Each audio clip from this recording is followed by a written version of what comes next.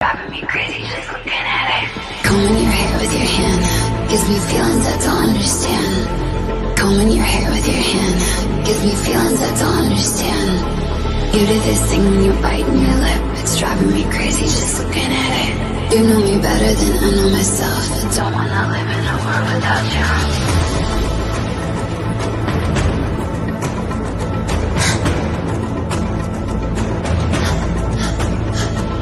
You do this thing when you're biting your lip. It's driving me crazy just looking at it.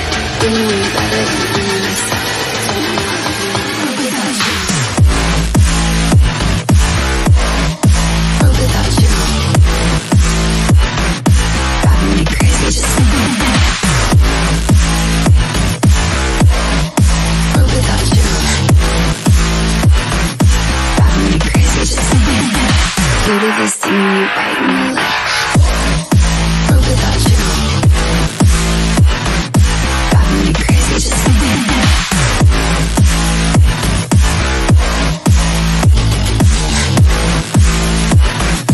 Driving me crazy just looking at it. Combing your hair with your hand gives me feelings I don't understand. Combing your hair with your hand gives me feelings I don't understand. You do this thing when you're biting your lip. It's driving me crazy just looking at it. You know me better than I know myself. I don't wanna live in a world without you. You do this thing when I'm talking to you, like everything freezes and it's just you. You do this thing when I'm talking to you, like everything freezes and it's just you. You do this thing when you're biting your lip. It's driving me crazy just looking at it. You know me better than I know myself. I don't wanna live in a world without you. Give it to me like world without you. Crazy just looking at it. World without you. Driving me crazy just looking at it. You do this thing when you're biting your lip. World without you. Driving me crazy just looking at it.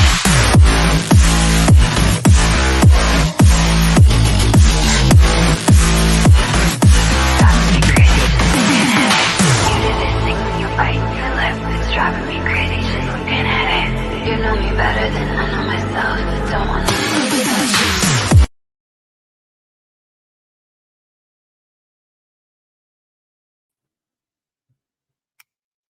Good afternoon, everyone. Hope everyone's good. Hope everyone's had a good day. Been horrible weather out there all today. I had to go out and get totally drenched. Not happy with it. But there you go. That's English weather for you. Right.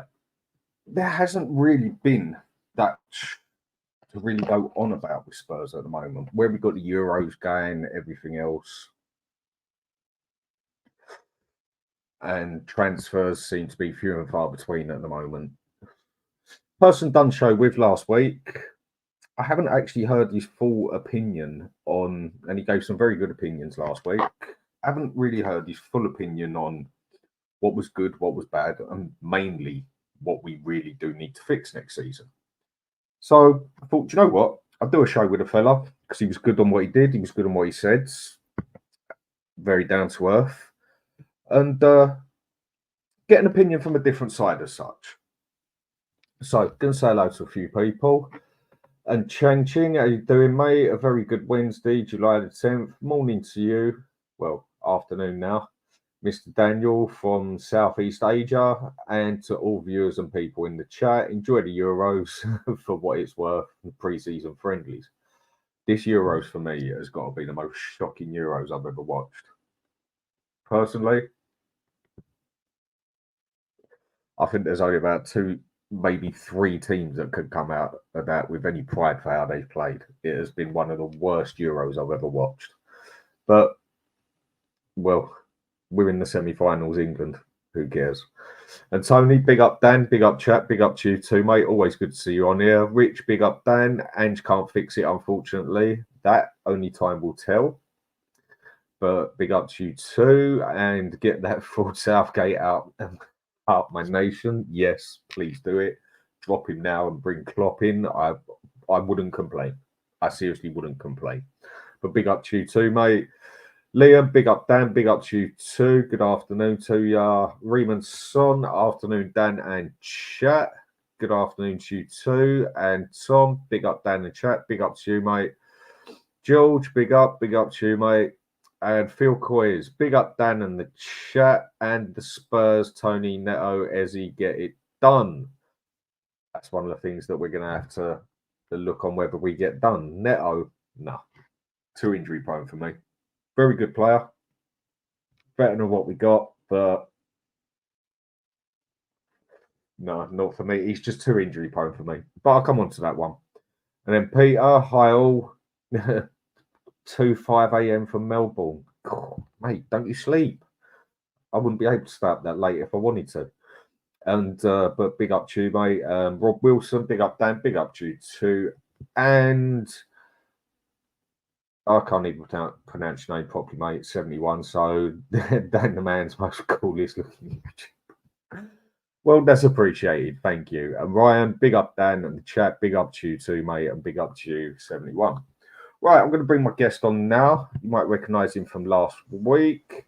Ian, how are we doing, mate? Yeah, all good. Nice and warm and dry in here for a change. It's I've been out all day as well, got soaked, but nice to be on and talking Tottenham. No, it was absolutely pissing down earlier, and I got caught right in the thick of it, so was not happy with it at all. Literally running across the car park to the car, nearly fell over and hurt myself. Luckily, I didn't fall over, because then that really wouldn't have been a good afternoon. But either way, so, and James Flower, big up, lads, big up to you too, mate. Hope everything's going good for you. Right, you gave some solid opinions last week. A few people, they definitely liked what you had to say. And really, bar one or two little transfers going on, or might be going on, or what could be going on, there isn't really that much to focus on. No. If anything, you focus on other clubs at the moment because they seem to be doing business right now. Tottenham don't. So I don't think anyone's really heard your opinion. They've heard everybody else's opinion. Obviously, you heard mine enough times. Stel, Sava, Alan, Alex, Detrex. The list can go on from all the other channels.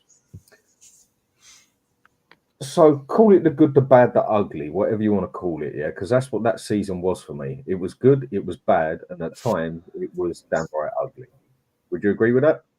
It was a real mix, wasn't it? Mm. Literally from highs to lows. I mean, and we did. We had like major highs at the start of the season. You know, yep. came away from the Palace game that Friday night. I was buzzing. You know, you're 26 from 10. You got Chelsea to come at home next, who have made quite an average start to the season, and you're thinking, you know, this could go on. Wolves away, they're not looking great. After that, you've got then you got the break, then you got Villa. So it was, for me, it was, you know, you're looking at it thinking, well, I don't think we're going to win the league, but you know, we're going to push up. We're going to be there or thereabouts. And it's going to be an exciting, enjoyable season. It did really start good, didn't it? It really was a good start. Excuse me, it was brilliant. You know, we started off, some of the football that was played was terrific. We got away with a few games. I think we definitely did. I think we had a bit of luck as well. We did, didn't we? I mean, you start with the first game. We dropped 2 points. I thought we were unlucky. I didn't think it was a penalty that Sonny gave away at Brentford. And at the end of the day, Brentford scored with an own goal off, you know, deflection off Mickey and a penalty. But having said that, you could see the start. You know, they were ripping us apart down Emerson's side. I think it was Mbueno that was down there, and we were having. You could see the new system, and you thought to yourself, "It's the first game. Let's see how it goes." But that didn't really change throughout the whole season, and this whole playing 2 at the back, 5 in midfield and 3 up front, for me, was a problem. But I'll come on to that after. We'll come to that later. That's one of the later. Let me just start off by saying that at the beginning, last May, I was having a chat with a pal of mine, and he said to me, "How many players do you think are good enough to be in the starting 11 in August that would challenge Man City and Arsenal?" And that was off the back of Sonny having a bad season, and nobody knew he was injured. No. So everybody thought he lost a yard or two of pace, and Sonny was on the way down. And I actually said, for me, we got 3 top players. At the time, nobody knew, although we were guessing, nobody knew Kane was going to leave for sure.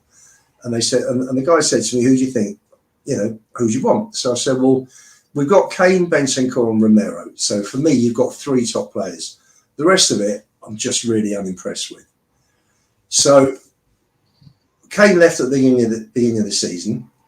And at the start of the season, with a few new boys, few new players coming in, I actually said, 6th place for me, I'll be happy with. So I can't complain. Based on that, based on what I predicted in August, to come in 5th was better than I expected. Having said that, the way we started, and you look at players like Mickey, like Udogie, like Vicario. We had,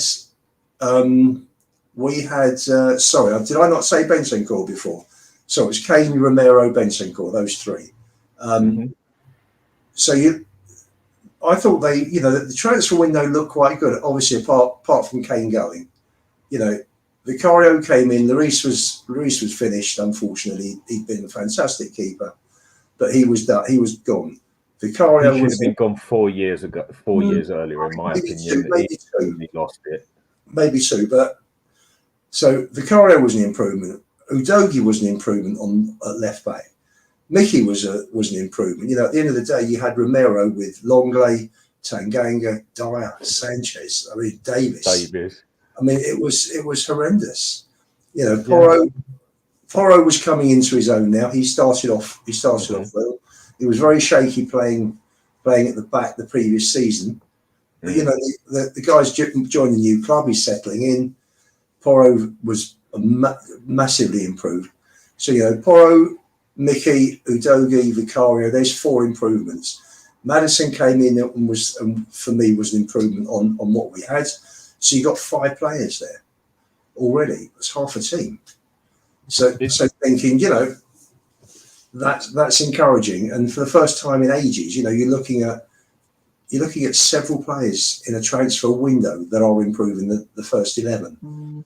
So they've come in, and the start was terrific. We had the luck. We left it late against Sheffield United. Before then, United came to town. Should have been 2 up at half time. Headers by Fernandes and Rashford that were absolute sitters. 2 down at half time. That would have been a different story.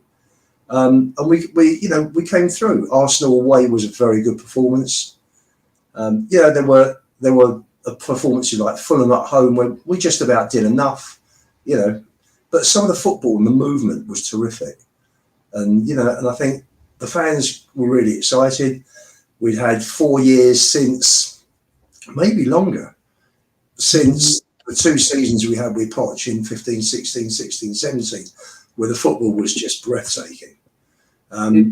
So everybody was really up. And that was... It was a good start for the 10 games. It was, but I do think, like you said, I think we was extremely lucky in I'd say about 3 of those games. A couple of teams just could not hit that net properly, come love nor money. I mean, Man U, we should have been 3-0 down at them by half time. And look at Liverpool. Liverpool at home. Even against 9 men, we were struggling. Yeah. Well, that was one of our biggest problems all season, wasn't it? Closing down. Yeah. But with last season, so one of the main good points, I mean, for me, obviously, there was a lot more by the end of the season for me, it was, in a lot of ways, there was a lot more bad things you could pick out than good things. But there was definitely positive things to the season. And the one you can't argue with was the start. Whether there was luck in it, whether there was chance in it, whether it was whatever, for whatever reason, we were 10 games unbeaten and we were top of the table. What more can you ask for, really, innit? Yeah. So with that, what do you think then went on that was good about that season? I mean, for me, I did at first like the attacking style of football until I sussed out basically his whole idea of attacking football. like a lot of other clubs did. Like you said, players like Vicario, VDV, Udoji, Porro started looking the piece. Maddison started well. Basuma looked the piece. Son looked like he knew what he was doing up front. It looked like there was seriously something there that we could carry on for. I mean, I never had no hope that we were going to win the season. That was just never going to happen. Obviously, you had some that thought we would. Each their own at the end of the day. But I thought, yeah, all right. He's got a good idea. I mean, goal scoring didn't really seem a problem. We had some brilliant games like Villa, City, Liverpool was lucky. Arsenal, I think that game away with them, I think that was a very good point as well that we got 2-2 there because we could have quite easily got blown away on that one. I mean, what other good points do you see to that season? Oh, after the first 10 games, obviously. What do I think? First, just the fact that there were more attacking movements. You know, we were playing higher up the pitch. For me, I think it was a bit kamikaze. I thought we were too high up the pitch, but it obviously was a big improvement in the type of football that we've seen in previous years. But having said that, you know, what could Conte and Mourinho do apart from Romero, with the defenders that they had, Dan? You know, you couldn't play a high line. You couldn't push up with those players. So you had to play a deep line. And that, you know, because you had people like Dyer, Tanganga, Sanchez, Davis, Longley, you know, they were going to get ripped apart. And the one time we did play four on the back and push up a bit, Newcastle scored 5 in 21 minutes. So that showed you why Conte and Mourinho played defensively. I know the fans didn't want to see it. I know they didn't like it. I mean, okay, Conte's first half season was terrific, and we scored more goals in that period than any team except Man City. But the second team, I think the second season he adjusted rather, and he played a low block like Mourinho, and people got fed up with it. You know, we were still in 4th place. Fourth when he left. That's right. So the stick that he had, I think, was really unfair, and everything he came out with in the rounds was correct. But yeah, we're sort of drifting into another narrative. It's very easy to do that in football. We all know that. I mean, I've got another guest as well who's asked to come on. I'll bring him on in a minute. But carry on what you're saying. So positives. I'm not sure since Christmas there were. I think our record since Christmas, I think, was bottom 6. So I'm not so sure. Yeah, the first 10 games were good. The next few games, I mean, Maddison didn't come back till the Man City Cup game when he came on as sub. Mickey didn't come back after Chelsea till United in Jan. Richarlison came back 6 or 7 weeks later. You know, Romero and Udogi came back in, but he was playing Dyer. He was at the back. He didn't give Phillips a chance at Wolves. I think there were lots and lots of negatives. I mean, if you want me to start on the negatives, I can reel off a whole load of teams. Oh, we'll go on to that one in a minute. Yep. Okay, so what I'll do then, I mean, that's the thing that I said. Everyone keeps going on about this positive, negative crap and everything and that, but you seem a lot more positive person than me towards things. That's how you come across. But even you're really struggling at the moment to bring out a more positive side than negative side of that season by the look of it. It was difficult. I mean, I went to 30 of the 38 league games, and you know, you're at Brighton, you're at Wolves, you're at Fulham, you're at Newcastle, you're at Liverpool. We're getting hammered. The result didn't at Wolves didn't show. They ended up deserving to win. You know, we had 2 shots the whole game there. We were 1 up in 3 minutes, and then just defended. Yeah. And they just ripped us to pieces. So, you know, there's 5 games that we played very poorly in. That, you know, the defensive sort of pushing up the gaps on, you know, down the wings were exploited by the opposition. Positives, I think beating Liverpool. City away second half was a really good performance. Arsenal's second half was a really good performance away, and I think that we're unlucky at home against Arsenal. I know that's probably not a popular view. The 3 goals they scored should have all been chalked off.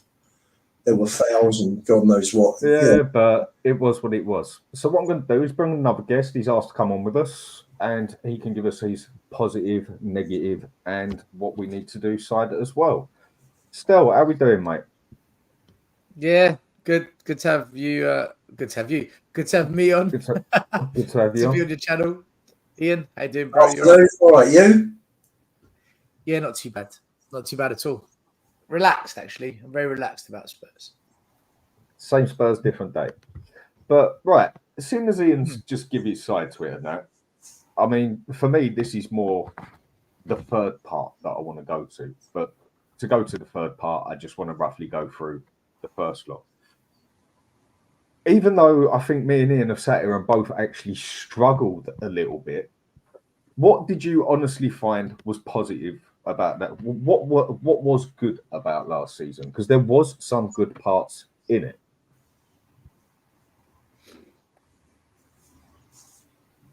Okay. From a coaching perspective, I was very happy to see the manager sticking to his guns on playing out from the back. Because if you're going to become good at that, you have to keep doing it, and you actually learn to be good at it when it goes wrong. Because that's the whole point of mastering anything. Think of it like martial arts. Getting punched makes you learn to keep your guard up. So taking some blows, getting kicked teaches you, I don't want to get kicked again. But by continuing what you're doing, you learn to block better. You learn to defend better. You learn to do whatever it is the coach is teaching you to do better. And in coaching, we call it repetition of the practice.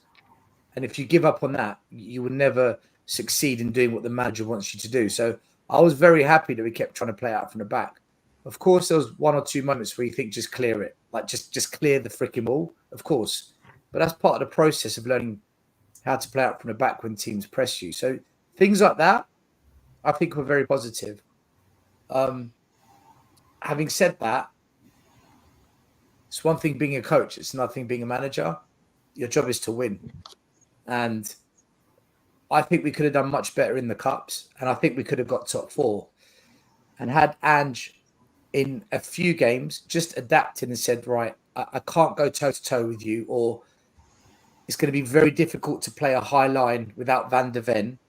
I need to change this. He was stubborn, and it cost us. Now, if you don't care about that because you think it's part of a process so that in the long term, you'll reap the rewards of that, in the long term, great. But you're still paid to get results. And we could have got top 4, which would have meant more money for players. And we could have done better in the Cup, which would have made more fans enthusiastic. And he didn't do it. And that is on the manager. That is on him. Here, listen, he'll have his reasons why he did it. He knows what he did and what he didn't do. He seems like someone that does self-reflect, which is good. Again, we call that plan, do, review. He'll be going through the review stage. But I think he was very naive. And that I wasn't happy with, because I think if we were in that scenario with Conte would have got us top 4. For me, 100% Conte would have got us top 4. I don't doubt it. And that's the difference. So there's positives and there's not so positive that I take away from it. Some of the signings we made was obviously good, landed on their feet. I mean, Vicario for me or Van der Ven were our 2 best signings. With Doji, I know we'd already bought him, a doggy, whatever they want to bloody call him. But he ended up good. And at the start of the season, no one can dispute Basuma and Maddison, can they? I mean, them 2 were brilliant at the start of the season. Although I did raise questions about Maddison's ability to see out a season, because Leicester fans were warning us there'll be a big drop-off. Yeah, they did. You did say that. And that happened. I wasn't happy with the signing of Timo Werner, and I'm extremely unhappy with the signing of him again. I think it's shocking. Nobody from our rival 6 clubs, Big 6, looks at this and says, that's really clever. I'm not convinced by Brennan Johnson. I don't think Richarlison should be at this club. I'm not happy with the entire attacking lineup, if I'm honest with you. I don't think it's good enough for Tottenham Hotspur. I think defensively we've fixed it. Udogie, Porro, Van der Ven. Romero, Dragusi, Vicario. I think that's the replacement of what Poch once had. I think we've fixed that. Mm-hmm. The midfield for me is unbalanced and underwhelming. And the attacking three, I don't see that being successful. It needs major reinforcements. We just lack quality. So I think we're halfway there with the first team, in my opinion. Possibly. And to be honest with you, I've got to give some respect here to Ian, because all of last season, Ian was adamant we're going to finish 6th or 5th. I don't see how we're worse than that or better than that. And he called it spot on. Ian, all season, even when we were 4th, Ian was still saying, I think 5th or 6th is where we'll be. So well done to you, Ian. You called it on the money. I think it was just watching the games. I mean, you know, if you start dissecting, and you look at Wolves, Dyer instead of Phillips, Højbjerg at number 10 instead of Maddison, instead of Lo Celso when Maddison was injured. You look at Villa and West Ham. We were losing second half. Takes Lo Celso off, puts on Skip instead of Donnelly. Brighton stood there. I mean, I sat behind the goal. And that was a first half slaughter. We could have been 7 down at Brighton just up, 3 days after Christmas. He did nothing for God knows how long. I mean, just nothing. Just stood and watched. He's a bit like Southgate in that respect. He just doesn't react. Apart from Brentford at home, where he switched it a lot of time. I can't remember too many examples of Ange actually being proactive. That's one of the bits I want to go to on what I think he needs to improve on what he needs to do to make things. To me, Dan, we finished 5th. Whichever way you look at it, whether you start well like we did, Chelsea did it the other way round. You know, they finished 3 points behind us. So, you know, if you're a Chelsea fan, you're coming off the back at the end of a season and you're really enthusiastic. If you're a Spurs fan, you've had a crap time since Christmas and you're feeling a little bit underwhelmed with it all and a bit disappointed. Yeah. But for me, we finished with 66 points. He's got, Conte would love this back three that we've got with Porro and Udogie as wing backs. Give him that with Vicario behind. That would be a dream for him. Ian, and I argue if that changes it to a back three, you can stick another 10 points on there at least, I reckon. So you're looking at 76 points, and you're looking at top four next season, which is a great progression for year two for Ange. Mate, I argued this 6 months ago, if not more, and even done a show on it and got told I haven't got a bloody clue. For me, this team has got, and I'm not going to go into this one, because it's not on that one. But for me, this whole team has got Conte written all over it, his style of play, bar a player or two.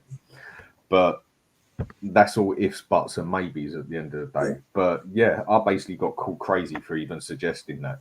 And then as the season went on, I think a few people started to notice that we was playing some players out of sync. They might be in the right position, but it doesn't mean they're playing to their capabilities.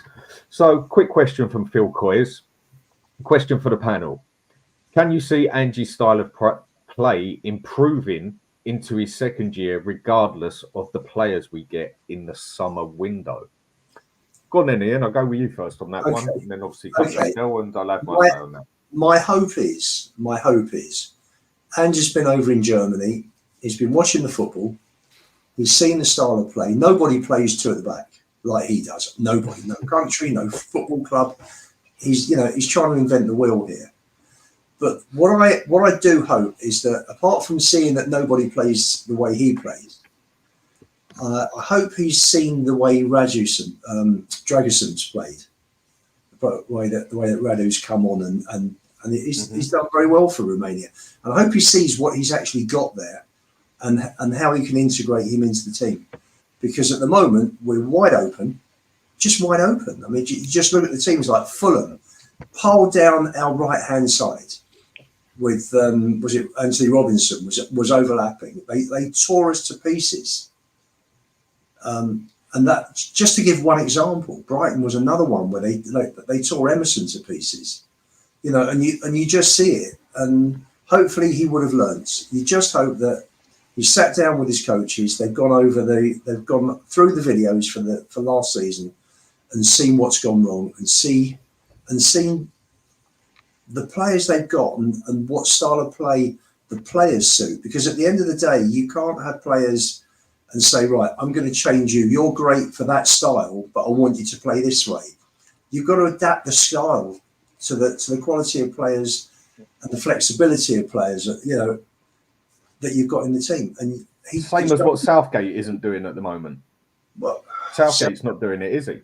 Southgate's Mr. Conservative, unfortunately, and he's one of those people that would probably lie on his deathbed in many years to come and say, "What if?"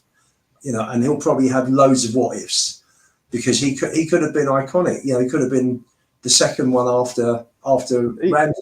Because, they should have walked the Euros at Wembley, one up against. Either way, yeah. But can you see,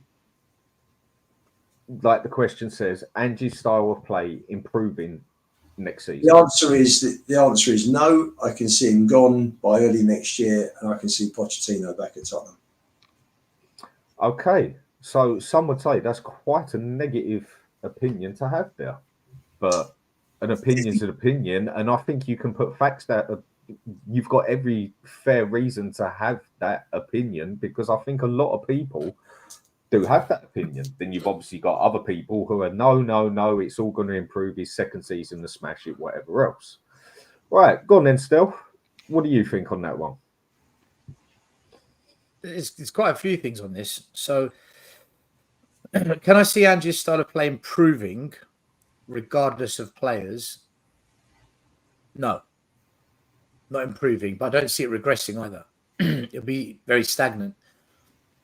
We're crying out for a 6 to protect the back two when the wing backs push up high and invert. We're crying out for a proper 6, a commanding 6, a Victor Wanyama 6, someone who can receive the ball.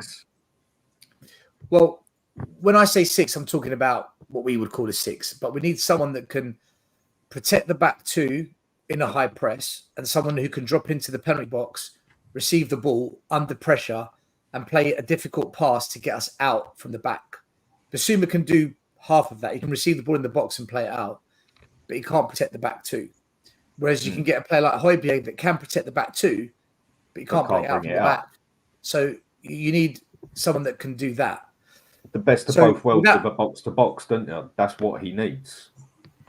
Yeah, and unless you bring that player in, then you're just going to stagnate. I also think we need a number 9. People say that 13 different players scored goals last season, and that we scored 65 plus whatever goals. That's great, but Brennan Johnson missed 17 big chances. Timo Werner missed 5. Richarlison missed 11. If you just add up the front lineup, the big chances missed, it's over 30 goals. You have a prolific striker, at least 15 of those are in the back of the net. That's points on the board. So just by getting a very good number 9 and a very good 6 that suits our system, that improves the style of play. So quality players in the key positions, 100% improves us. Having said that, I want to touch on what Ian said. We do need to improve our style. We are naive still. We do things that are just sometimes kamikaze and a bit naive. Dragusin in the Euros, he's looked like a proper old-fashioned, solid, no-nonsense tackle, win the ball, powerful centre-half. However, against Belgium, both goals came from him. Sorry, 2 goals, one was offside, came from his inability to recover playing a high line. De Bruyne outdid him. Lukaku He's not very flexible, is he? He's a bit robotic. Very few players can do what Van de Ven does. Let's be honest about it. Very few players can do what Van de Ven does, playing so high up with so many players committed that they can recover like that. Man City depend on Kyle Walker quite often to make that recovery run. So if we're going to play that style with Dragusin, we're going to get caught again. So I think we need to either buy players that suit exactly how Ange wants to play, or he needs to adapt. There's certain teams will play like the bottom 10. Fine. Push up high. They don't have prolific strikers. They're not clinical. That's why they're in the bottom 10. We can be a bit more risky. But when we play certain teams in the top 10, we can't just play the way we did last season. There's games where we need to adapt. If a team's on top of us, drop back. Just contain it for 15 minutes, calm it down. Yeah. Don't let them get momentum. Don't let them build up confidence getting in behind us. And then, right, let's push back up and give it another go. If it works, great. If not, right, drop again. And it's almost like a game of chess. But last season, we just stayed there and we stayed there. I went up to St. James's Park. They tore us to pieces. We're 3-0 down and no, stay there. Yeah. Mate, how many more do you want to concede? I totally agree. Brighton, I totally Brighton could agree. have 5-6-0 up. And he sits there, he's like, no, stay there. Stay as you are. But this is where we need to go on to the one after this of what he needs to improve on that aspect. So just out straightforward then, do you think this system will change? Just buy players that are good enough to play it. Buy centre-backs that are bloody quick and can tackle on a recovery run. Buy players and for me, that one's never going to happen.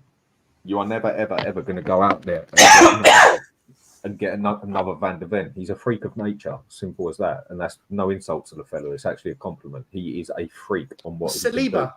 Saliba at Arsenal's quite good at it. Yeah, he's got it. But he's not Van de Ven, not coming back at the pace from the halfway line. The other problem we had, just sticking on this, Stel, because we've spoken about Van de Ven, we're talking about Dragusin. His aerial prowess is superb, and this is an area that we struggled in badly, gave away a lot of goals. And if he'd have been playing, it's one of Van de Ven's weakest points up in the air. That is probably his weakest point. That's correct. So, different players have different strengths. And Dragusin is an old-fashioned, good, solid defender, wins balls in the air. And, our zonal marking was just a joke last season, wasn't it? The amounts of goals we gave away. I mean, you just look at the goals that against Arsenal, just ridiculous. Just to use that as an example. And, you just felt every time the ball went in the box, we were in trouble. He changed it at Anfield. Although they went 4-0 up, it wasn't down to corners. And Spurs looked a lot better defending corners because he moved more to man. But he didn't really do it properly until, 3 games left, did he? That was when he properly done it. That's right. But for me, if you bring Dragusin in, at the moment, with two at the back, we're wide open. I've never seen us over. I've been following Spurs, God knows, longer than, my first game was 65. I've never seen, ever seen our defence ripped to pieces like this, apart from maybe a few games the year we got relegated in 77, when Derby put 8 past us, City put 5 past us. So if you have 3 at the back, then you're going to alleviate a lot of those issues. You're not going to be so wide open. You have 3 at the back, and if Dragusin's a bit slower, at least you got Mickey to cover him, and Dragusin will come into his own with his one-to-one defending and winning balls in the air in the box. I agree with that, but that's on the next point I want to cover, basically. So just on my side to answer this question, no. I don't think he's going to change his ways. And even if he's never going to get the exact players he wants, because Spurs just can't attract those sort of players. And if we aren't in 4th place or within at least 6 or 7 points from 4th place, looking like a chance of getting it, for me, he's gone by January at the latest. Personal opinion, negative opinion, whatever you want to call it. But that's how we've always seen Levy work, isn't it? So just on the bad points of last season, since we've been basically saying about the improvements to go to, but just on the main bad points, I mean, for me, I'd say our defending was an absolute shambles. When everyone's bigging up about how these excellent 2 defenders we got a world-class one in Romero, who I personally don't say is world-class just yet. Very close to it, but not quite yet. Got an excellent another defender in Van de Ven. Got 2 very good wing-backs. Not the best at defending, but 2 very good wing-backs. And in some cases, they had more of a shocking season than Davis, Dyer, Sanchez. They conceded 3 less goals, for God's sake. Yet a lot of fans preach on about how we've got this epic defence with us now. And, well, for me, that just shows how should I put it? That just shows how the manager wasn't good at what he was trying to do, or his tactics weren't working. Set pieces. When he got told about the set pieces, he pushed it aside. He blatantly did it on camera. He might as well have just stood there and said, yeah, well, I'll deal with that another day. But it blatantly got put to him. I spotted it after 15 games that this zonal marking crap ain't working. And it took him another, 12 games before he even started changing that. I think coming out in the cup so early, I think that was terrible. I mean, the Man City one's forgivable for me. It's Man City at the end of the day. It is what it is. But that first game with Fulham, 9 changes he goes and makes. I was like, mate, that is one of the most stupid things I've seen a manager do. Especially when you're seeing playing another Premiership team in the first round. I thought that was crazy. Now, maybe if we were playing someone in the third division or someone, I could have made sense to it. I mean, other stuff he did when he switched on the fans, that definitely did the man no favour. The fact that he wasn't willing... I'm struggling to work it out with this manager still. Is he naive? Is he stubborn? Is he arrogant? Or has he just got another... Or he just doesn't have a clue how to play another way of football? Or is he just waiting until he's got the players he wants to do what he wants? Because I personally felt he should have adapted to a few games last season, and he didn't. And for me, they were the worst parts of last season. For me, it was the defending and the conceding the same goals every bloody game. I mean, there's not a lot you can really say on it. And already those negatives outweigh the positives. Is there anything else you two want to add to that? Or did I just cover everything there? It's the obvious. Like, we could see what was going on at Brighton. We could see what was going on against Arsenal for the corners. We could see what was going on at Newcastle. It's staring you right there in the face. It's glaring obvious. The commentators are saying it. Rival fans are saying it. We're saying it. And we didn't adapt. It's that's the concern. Getting beat badly isn't the end of the world. When it's obvious what's going to happen, we all said we go to Stamford Bridge and we play Emerson Royale. We go to Anfield and we play Skip at left back. We all said it, and that's exactly what happened. It played out how we said it. Pass for pass, everything to pinpoint accuracy on what we said, wasn't it? That's the disappointing part. It was obvious. It's like, if you don't put on the brakes, you are going to crash. Okay, I'll keep going. Bang. Oh, we crashed. Yeah, push the brake. We can see that was going to happen. I think that's what it was. It was the fact it was obvious. Sometimes you go into a game, the players aren't at it. VAR, just the players have a bad day. It happens. It's okay. It's normal. But when it's obvious and you're sitting there watching it, it's very difficult. It's very, very difficult to get on board. Well, I think just a few points there, Stel. I think in terms of what Ange came out with after the City game, I think if you're managing a team, got to remember he is not a Tottenham boy like Harry Kane. He's there to do a job. It's cold. It's clinical. It's his job. It's not a passion like it is for us. So his attitude is, I want to win. And the people that want to lose, I don't understand it. So I can get on board with that, and I can understand that because the guy wants to win. And there's nothing wrong with having a winning attitude.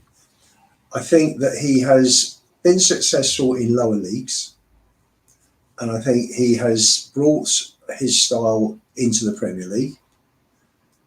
People, you can actually say it's naive. You'd be right. I think you could say it's disrespectful to other teams, and you could say that's right as well.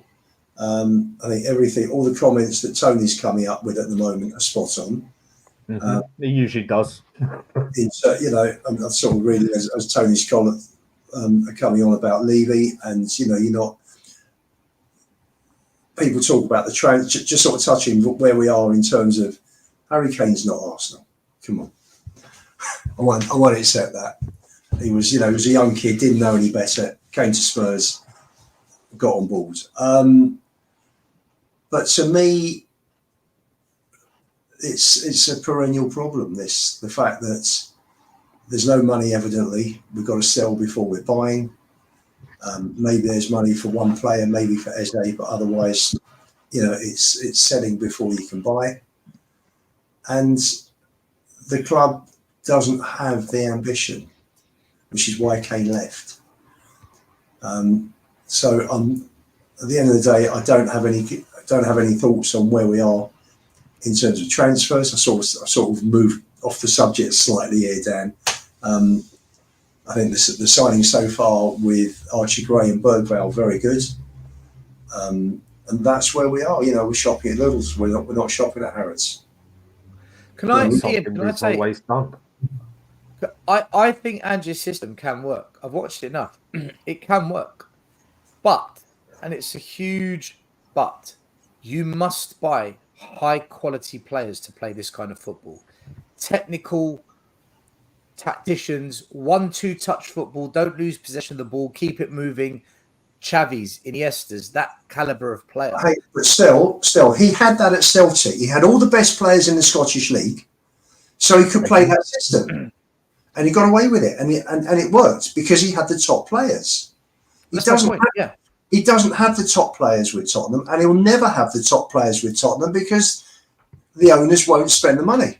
They don't have that. They don't have the same ambition, pro rata, for Tottenham in the Premier League that the Celtic board had for Ange in Scotland. I think we spend it. I know it's different levels. I understand it's different. I disagree a little bit here. I think we do spend the money, but we don't spend it wisely. 50 million on Brennan Johnson. Look, it's going to divide fans. Some think he's going to be good. Some think it's not right that we spent that money on him. For me, that 50 million could have been spent on a far superior talent. Timo Werner, the wages we're paying him, surely there's a better talent as an attacking wide player. I'm sure they're splitting the wages still. I can't believe that Levy will be paying the full way. Can't believe it. He's now the second highest paid player because Ndombele's moved on. So yeah. I think the money's there. We're spending it, but we're mismanaging it. The spending, something between manager, recruitment, Levy, director of football, something for me doesn't align. They constantly tell us we're on the same page, we're aligned. I don't believe for 1 second Ange said, get me Timo Werner. That's the man I want. Yeah. That's the dream ticket. I'm struggling with that. The price that is it 8 million we're paying, 12 million for a year. I think that's what swung it, not the fact 8.5 on his wages. 8.5 on his wages. I wouldn't be surprised if it's split 50-50. But I want to come back on what Stel you just said on 2 points. Firstly, Brennan Johnson, Anthony Gordon, first season Newcastle, not very good. Second season came good. I've got high hopes that Johnson will be the same as Gordon next season. I really am. In terms of spending top money, Tony Rodriguez is right. Best players, the best clubs have the best players on the highest wages, and they win the trophies. Look at our record transfers. Ndombele, 54 million is our record. Arsenal 105 on Rice. Chelsea 115. Was it Caicedo? Richarlison is our star signing. He's not. Ndombele was. Richarlison's figures have been inflated by the press. They're nowhere near the 60 million. So you've got Chelsea 115, Arsenal 105. City have paid 100 on Grealish. United have paid 85 on Anthony, and Liverpool have paid 85 on Darwin Núñez, and we paid 54. So you can see in the big six, really it's big five, and then we're probably in the next group because they all win trophies and we don't, if we're talking about big clubs. I agree. Then that's your problem.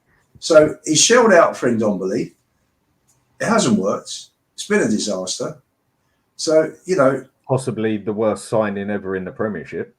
Yeah, but what he's done there is he's spent big on a player that isn't established. We knew what Declan Rice was about. When Man City bought Haaland.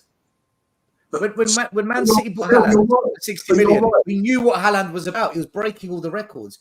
We signed Davinson Sanchez, Richarlison, and Ndombele. Not one of them had any credentials behind them to say, this is a player who is of a high value, who's proven it at a high level. Not one of them.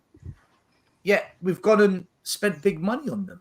If you're going to spend big money, sign a Kvaratskhelia, sign an Elise, sign an Ivan Toney, sign someone that we know has got the credentials to back it. But that's the problem. Right. That's the problem. If you want to carry on with the scroll, Ian, hang on a sec. I want to go on with the scrolling. It's like I say, it's impossible to bloody keep up with at the best of times. But question been sitting there for a bit, which I think is a good question from Eugene for the panel. In your view, how long should a manager have to implement his style while getting benefit of the doubt? 1 year, 2 years, 3 years? It depends. It depends. Because Arteta winning the FA Cup bought him 3 years. Ten Hag, who said, I can't implement my style with these players, i.e., I need to rebuild everything, but he's won a Carabao Cup and an FA Cup. He's just bought himself a 2-year extension. You've got to show something to buy yourself time, haven't you? Pochettino, Champions League every year, semi-finals, Champions League final. There's money in the bank there, isn't there? I think with Ange, if we're talking about Ange, if we don't get to a semi-final, a cup final, top 4 next season, you're running out of credibility, aren't you? I mean, do you agree with Ian? Dan, do you think that's fair? You've got to give something back to gain more time. I said it after he went out of that League Cup. Again, this is why I think it was the most stupid, and I do mean stupid move. A manager, one of the most stupid moves I've seen a manager make.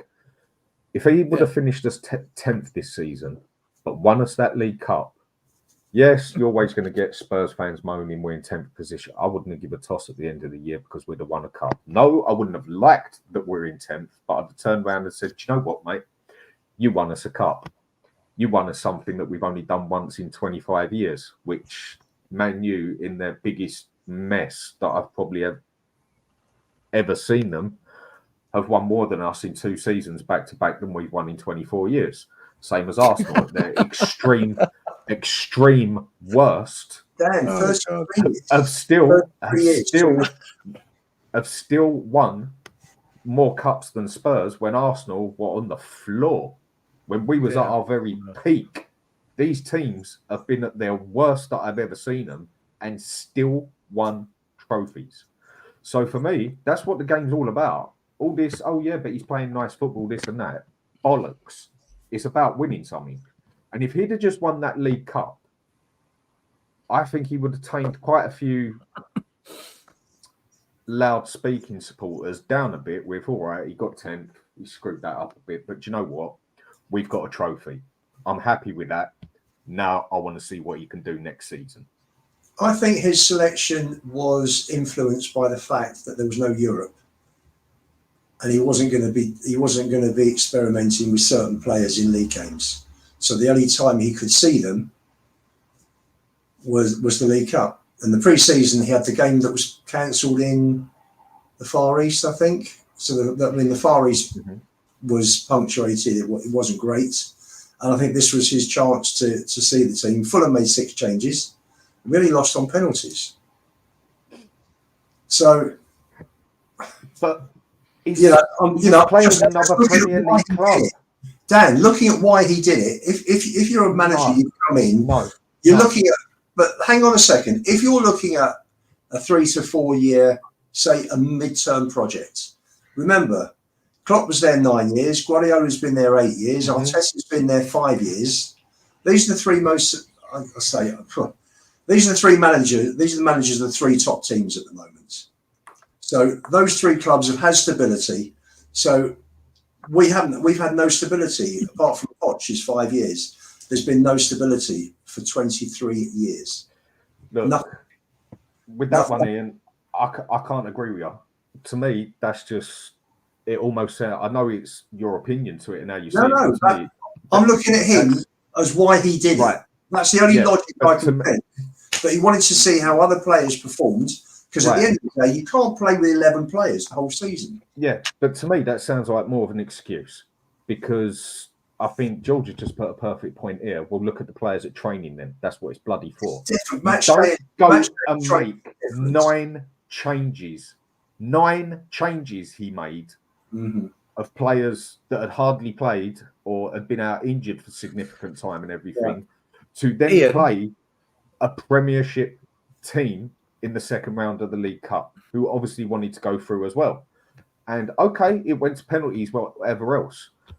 But surely shouldn't he have just made 2 or 3 changes and then 2 or 3 changes during the game with the subs? For me, 9 changes there and then was it was stupid. Nothing more, nothing less. Do you know the issue with this is, okay? It's what he says. That's my biggest, probably my only gripe bar anything with Ange, is what he says and what he does never correlates. He was doing press conferences when he first came saying this is a big club, we've won trophies, I want to bring it back to Tottenham. And so he's talking about trophies and winning and being a big club. And then he uses a cup competition to trial players. It's almost as if, bro, you've just been preaching to us about how we're a big club and trophies are important and you're here to win trophies, and you experiment in a trophy competition. I understand what Ian's saying, but I don't understand what Ange was saying. But I don't understand what Ange was saying, because Ange was sending a completely different message to us. If Ange didn't talk about winning trophies and this club has won trophies, and he just did that, I would have said, well, he never said he's going to win trophies here. He never spoke about taking cup competitions seriously. I think he could have done this in a league game. He could use the league game against Burnley or Sheffield United to trial some players and see how it goes. I think he massively underestimated what a cup competition means to us, how desperate we are for it. I think he completely misunderstood this fan base in our desperation to win a cup. And he did it again against Arsenal. He didn't understand that Man City game.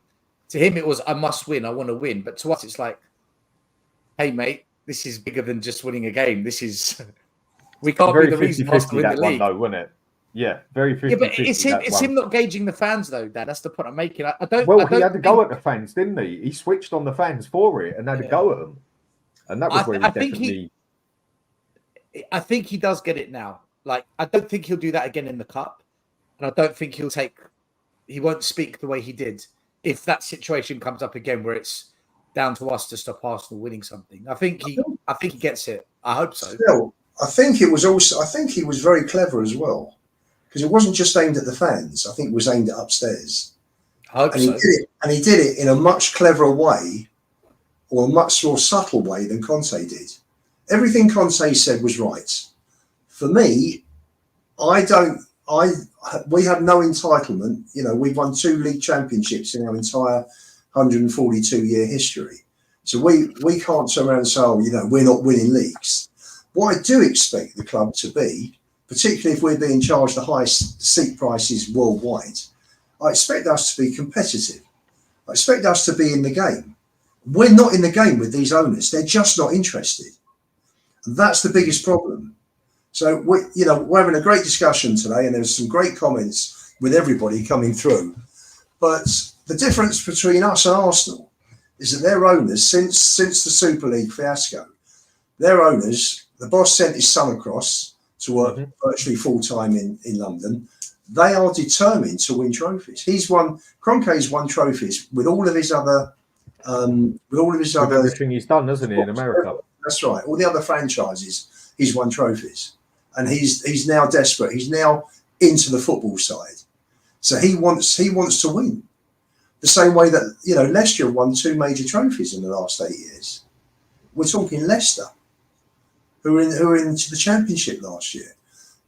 Portsmouth and Wigan have won as many trophies as us since Levy took over with ENIC. And people are satisfied with this. I don't get it. I don't get it. We should be competing for these top players. We're paying the top money. If I want a grade A ticket for any match outside of outside of the league, I've got to pay £109. It's madness. Mhm. It's crazy. It's true. You know, I stood totally up. agree. I stood up at an AGM. And I've told this story on Spaces before. It must have been 07 or 08, and Spurs hadn't been in the Champions League at that point. My season ticket in the West Stand went up from £761 to £1,200. Granted, there are only 289 that did. The average increases were between 10 and 20%. I stood up at the AGM at the Q&A, and I turned around and said, how can you justify a 57.6% increase in a season ticket? And he turned around and said, it's a privilege for you to come and see your team. And there was a gasp that a chairman of a public company would answer a fan. And I'm a shareholder. I've been going to all home games since 69, all away games since 72, Europe since 74. So I've paid my dues, for Christ's sake. I've been to enough games over the years. I go to 30, 31 games, league games every single year. And this is how I got spoken to at an AGM. So believe me, and you look at the increases for the last 2 years for the fans, what he's done for the senior citizens, people that have been season ticket holders, for over 40 years, and not being given a chance to have half price tickets, not even given the opportunity, even as he brings it down from 50 to 25 over 5 years for existing senior citizens. And this is how the fans are treated. So I don't expect anything. And if you dare speak on it and you dare question this chairman and provide evidence as to why you question him, you then will get labelled as unreasonable, negative. You don't love Tottenham. It's almost we're being squeezed as a fan base into a position where, how dare you say anything about the owners and the way the club is run? Do you know what? It almost feels they should burn us with the dead wood. Sorry to interrupt you. It was the name of the last show I've done. They should burn us with the dead wood, mate. The way we get spoke about as well, being toxic, negative, and everything. Mate, it's almost becoming a dictatorship. It's not, but it's got resemblances it's not far of a from dictatorship. Look, a shareholder, someone who's invested in the business, someone who loves the club says, can you just explain to me how you justify the price increase? Explain to me how you got there. You're lucky to even be a part of this. Who are you talking to? Like, who are you talking to? If that was the NFL, that was the Premier League, if that was AIA, would he speak to them like that? No chance. Never in a million years. He'd be rolling out the red carpet, steak and lobster for dinner, glass of champagne, guys. And that basically tells you everything you need to know. This ownership cares about one thing and one thing only: money, wealth, ego, being at the table with the other big boys. The big boys being the other chairman and shareholders. When it comes to footballing success, they don't care. They just tick it over. And Stan Kroenke, he does care about footballing success because he's done it with the NFL, the basketball, lacrosse, NBA. He's already won an FA Cup at Arsenal. He will win the league, Arsenal. I am sure in the next couple of years, if not next year, Arsenal will win the league. And you know what? It's getting close. It's getting close. And our response, our fan base or sections of the fan base, the response will be, you see what happens when you're patient? You see what happens if we give Ange 5 years? And it's just going to be... That's not why they've won it. It's not they gave Arteta 5 years. It's because they properly wanted to win the league. They wanted it. The difference is... Another point that I think... Only one point I think you missed there, Stel, was they wouldn't even do this to other supporters. They would not dare do this to Liverpool and then speak to Liverpool like what you said, Ian. They would not dare do this to Man United. They would not dare do this to Newcastle and even Arsenal, because their fans, maybe not so much the Arsenal ones, but they definitely stand their ground tenfold better than we do. Man U, 10,000 of them turned up because they didn't like the bloody shirt. But he seems to say what he wants to our lot at Spurs, and it just goes. It's like it just gets accepted. And because of this, we are never going to go further. Our only hope, Dad, is because so many fans love Ange and so many people are Team Ange, that Ange can leverage his position and push the ball into a corner where they properly back him the way he wants. And if they don't, he walks and says, look, I've enjoyed my time here, respect you guys, but I can't work under this kind of operation. They don't get it. That's the only way you'll see a turn. Yeah. But will that happen? I don't know. I don't know if Ange is that kind of a person. So, he can't do what Conte did. He can't do that because he'll turn all the fans against him. He's got to do it like the smart way, how Ian described. Just he's got to play them, but at the same time, he can't just be this complete yes man that just toes the line, because he'll end up being like Poch. He'll just turn into another Poch. Well, with everything he's got against him, basically, because we all know what managers have against them when they come to Spurs. We all know the coup, and you'd expect they do, and some of them just didn't. So what has he actually got to do to improve for next season, and what can he do with the pricks upstairs basically looking down on him? And what will he actually do? For me, I'm still stuck on, does he even know how to adapt to Premiership football? I still struggle on that one. I've seen little hits and hopes here and there that he can, but nothing for a significant amount of time that shows he is adapting to the game.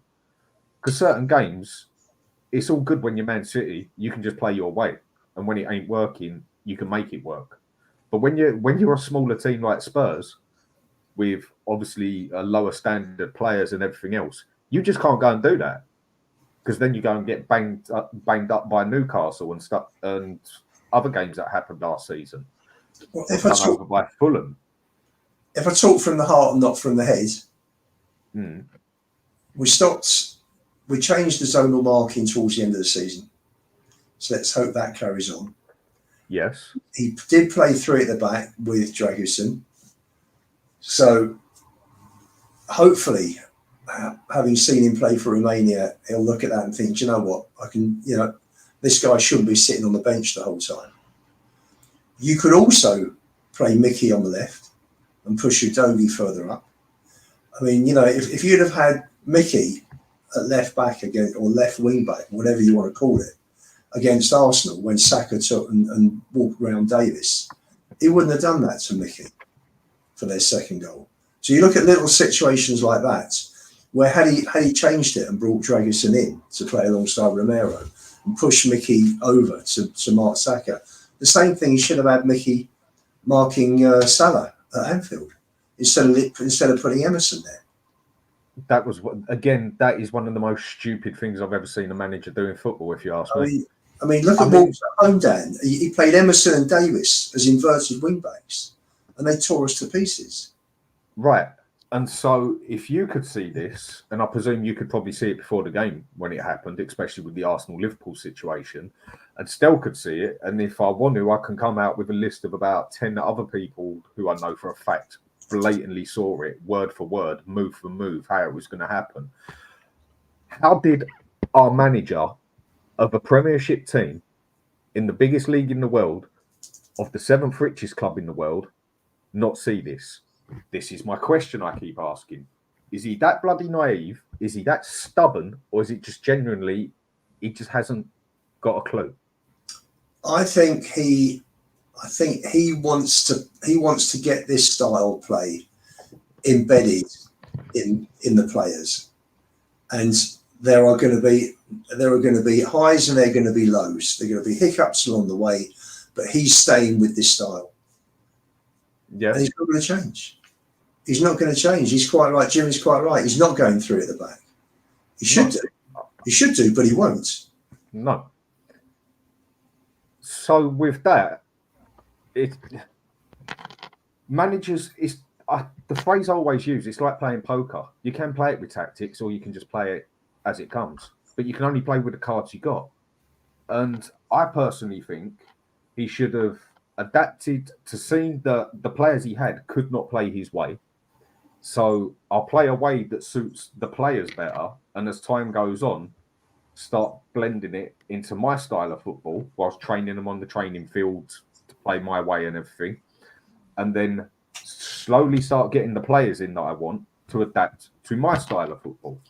I personally think that where the man was so naive or so stuck up his own arse he could smell yesterday's dinner, because that's how you come across at times, we lost significant games because of that, went out in cup competitions because of that, and didn't finish fourth when I think we could have quite easily done it, really.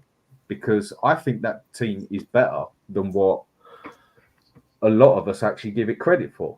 But there's so many players being played either in the wrong position or they're in the right position, but they're totally out of sync. Correct. And how can a defense change to his way? For it to change to his way, if he really wants it to change to his way, he's going to have to get about 6 players in there. If he wants it to change to his way and his way only, then he needs that box-to-box man that can do both. Right, we've got ones who can do DM, we've got ones who can do box-to-box, but they're definitely better at going forward, i.e. like Basuma. So it's a box-to-box he needs to change. Right, 2 centre-backs, fine. He's going to have to get rid of Porro and Adoji because neither of them are going to... They might get better at it, but neither of them are inverted wing-backs. They're both overlapping wing-backs, and I think it's criminal what we do with Porro because of what he could offer us going forward.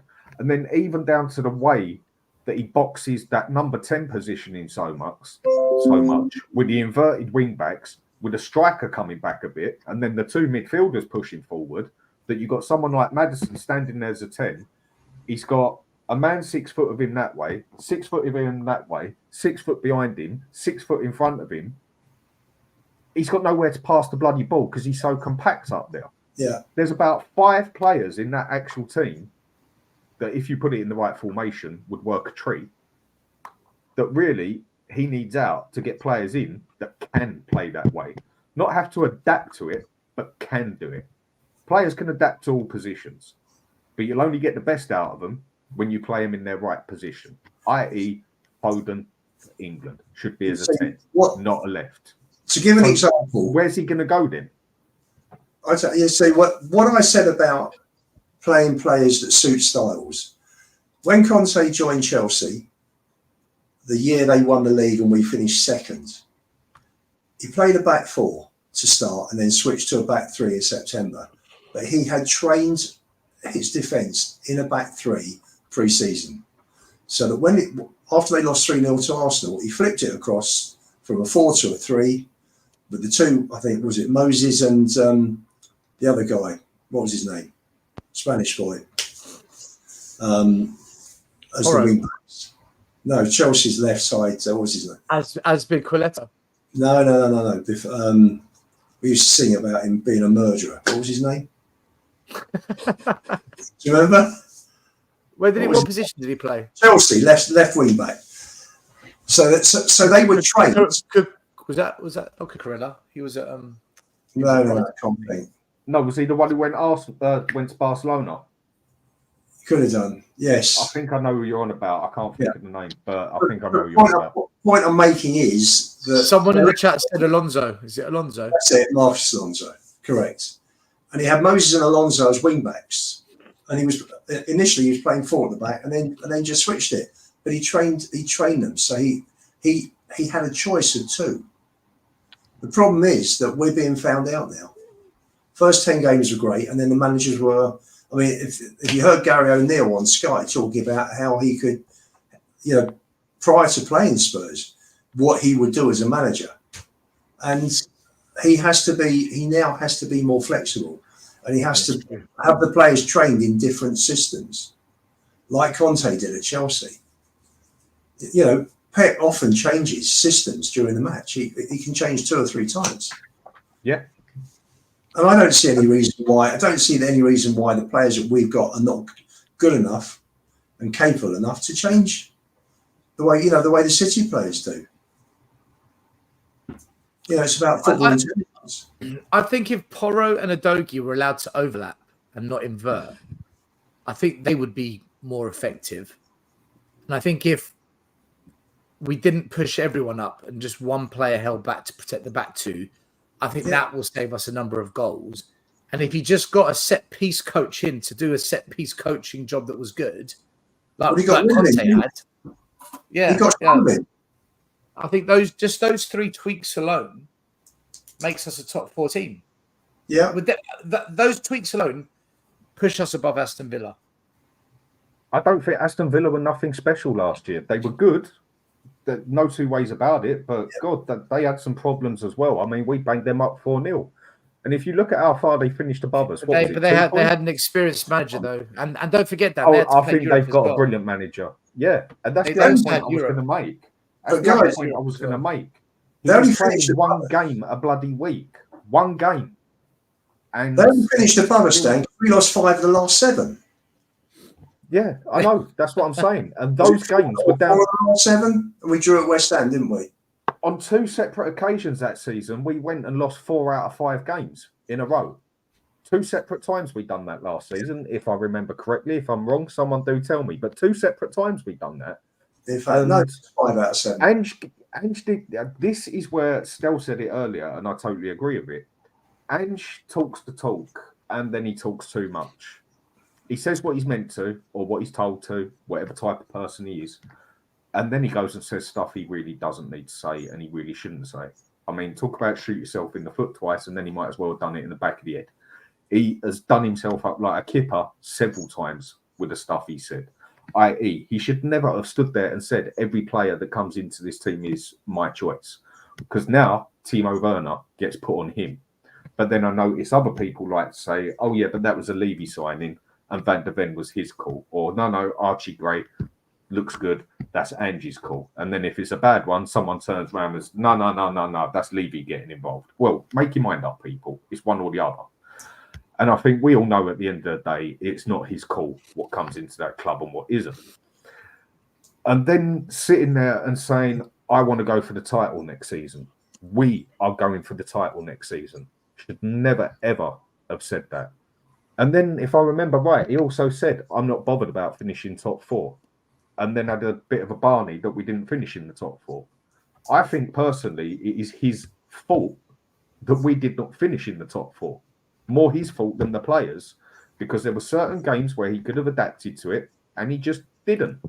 And even if he would have took out that zonal marking, which was a problem up in Celtic as well, which he changed for the second season, I think if he'd have sorted out just that zonal marking earlier after 15 games like he got told to, I think we could have easily had another 10 points on us just out of that zonal marking.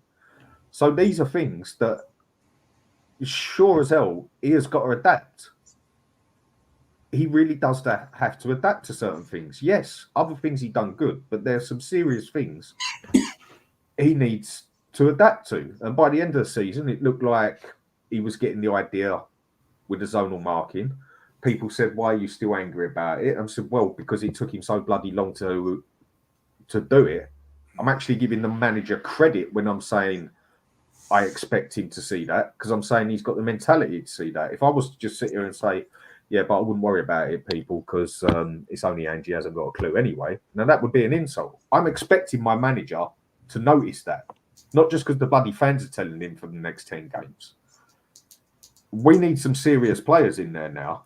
And transfer season, only just started. I get all that. But I do also feel we could have spent that money a bit different than we have done. But only time will tell with that one. Listen, if Eze joins, I'll be over the moon. Everything looks a lot different, doesn't it?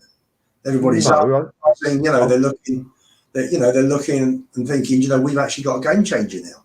We've got someone who's going to get you off your. Okay, I get what you mean. Yeah. Do you know? It would give the players a boost. Do you know? I'm 50-50 with Eze. I've been watching him at the Euros, and I don't think he's been that great when he's come on. I haven't been impressed.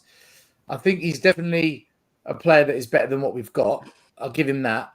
But is he a marquee signing? I don't think he is. I think Elise was. I think Elise was the better player. That's why Bayern have gone in for him. Eze, I won't complain because it's better than I prefer him to Johnson, Ritchie, Werner, Solomon, Kulu. I think he's better than all of them. So I'll be happy. But we need 3 players of that caliber for me to be excited and say, do you know what? We're actually going to be better next season. If we just sign Eze and we sign more Archie Grays and Timo Werner type players, I'm just going to feel very underwhelmed again.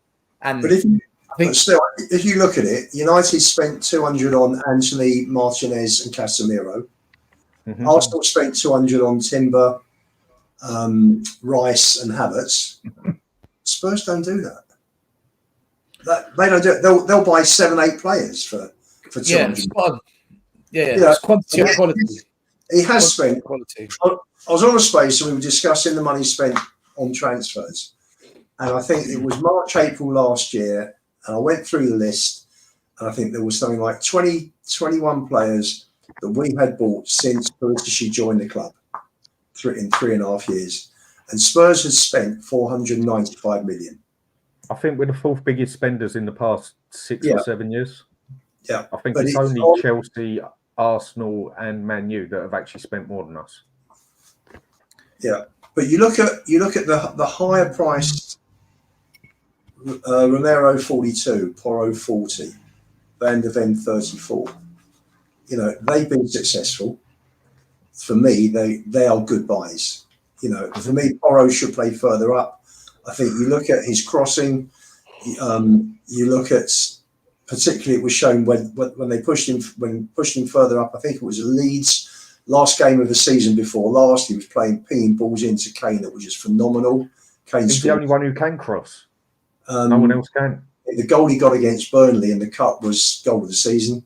And I mean, we were behind the goal at Sheffield United last game of the season. Blimey, can he hit a ball? It just fizzed into the net. I can't remember seeing a shot as hard as that since we were at Hull when Defoe hit the back of the net from about 20 yards and he had a shot on him. So you've got Pulisic who has bought very well, very keenly with Udogie at 19 million, Sarr at 15 million, Vicario at 17 million. These are good buys. So I don't mind. I saw a comment on about Spurs are buying kindergarten kids. This Archie Gray is meant to be terrific. Everything I've heard about him, and I haven't seen him play live, everything I've heard about him, all the bits and pieces from people in the know, wouldn't surprise me if he starts in the first team at Leicester, first game of the season. He's meant to be that good. Bergvall's another one. We don't know. He's come from Sweden. Kids are meant to be fantastic.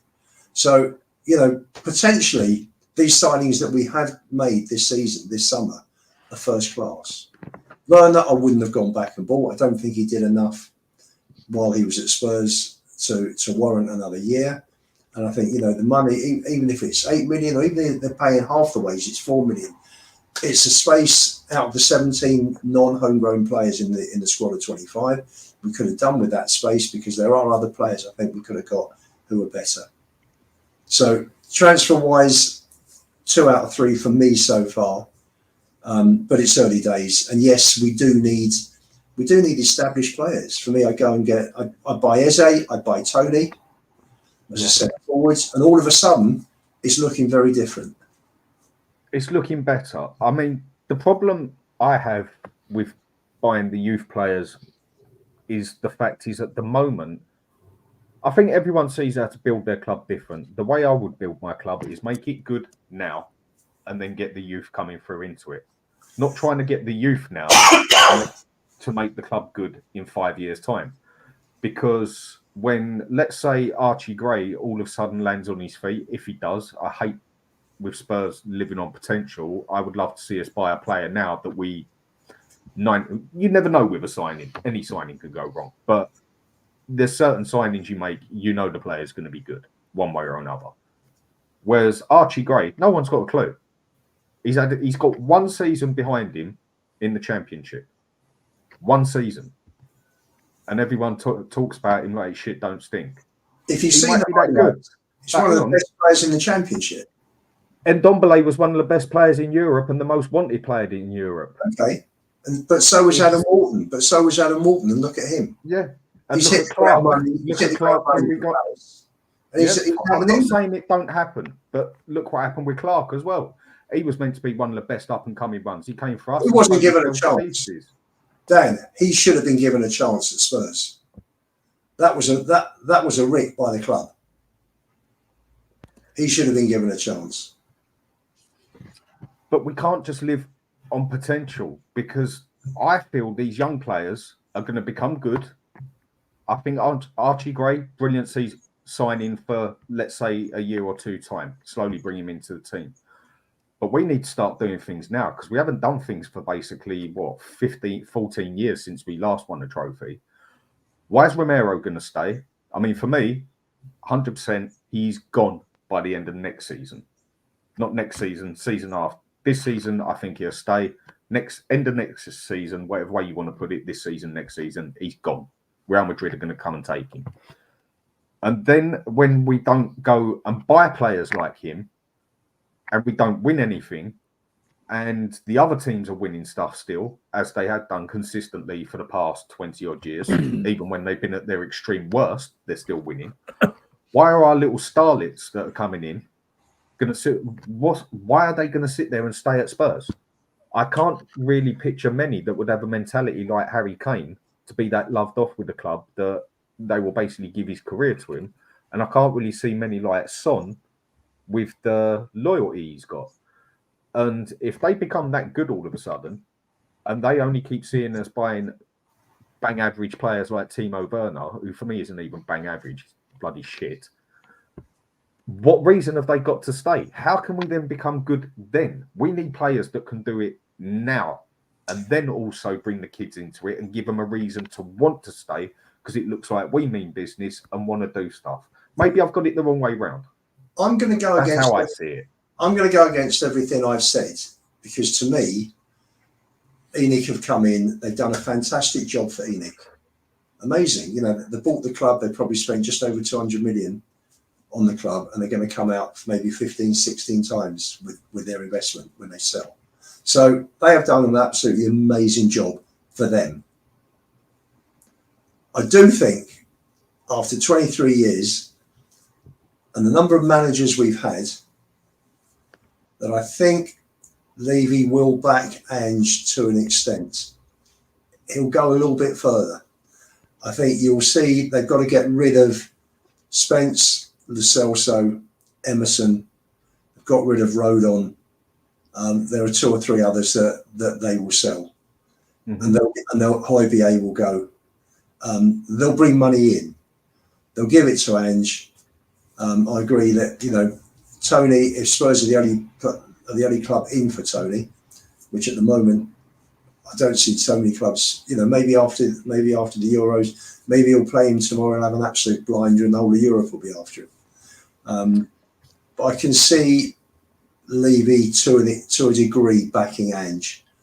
Mm-hmm. I think he's got to. I think you know, we're at a point now. Where does he go? If Ange walks, if Ange has just had enough, where does he go?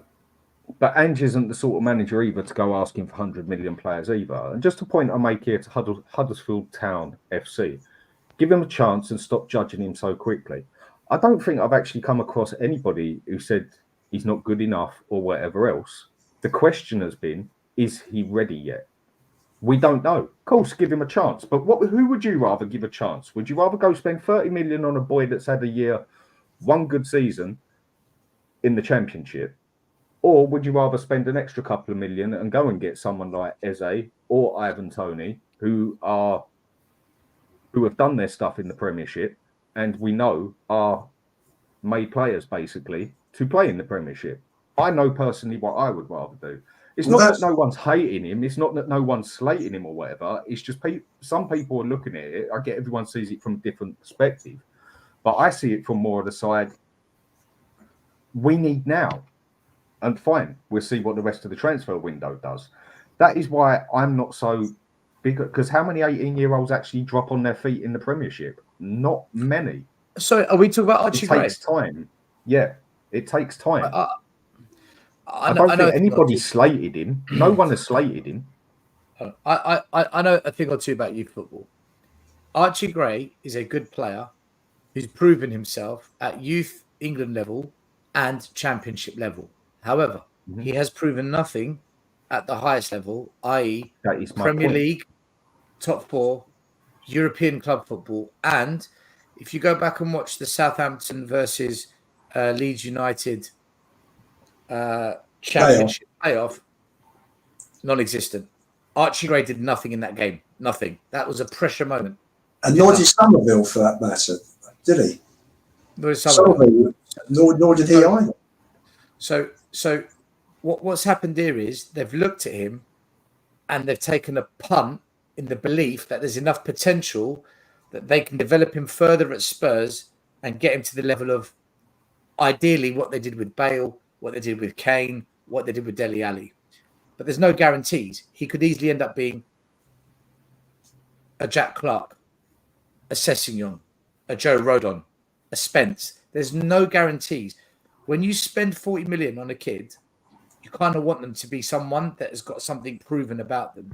This is a punt by Spurs. There's no doubt about it. There's a high percentage chance he'll come good than what it will be him not turning out good. The odds are stacked in his favour. There's a lot good about this kid. But the biggest challenge is going to be this. The most important thing for any young football player is game time.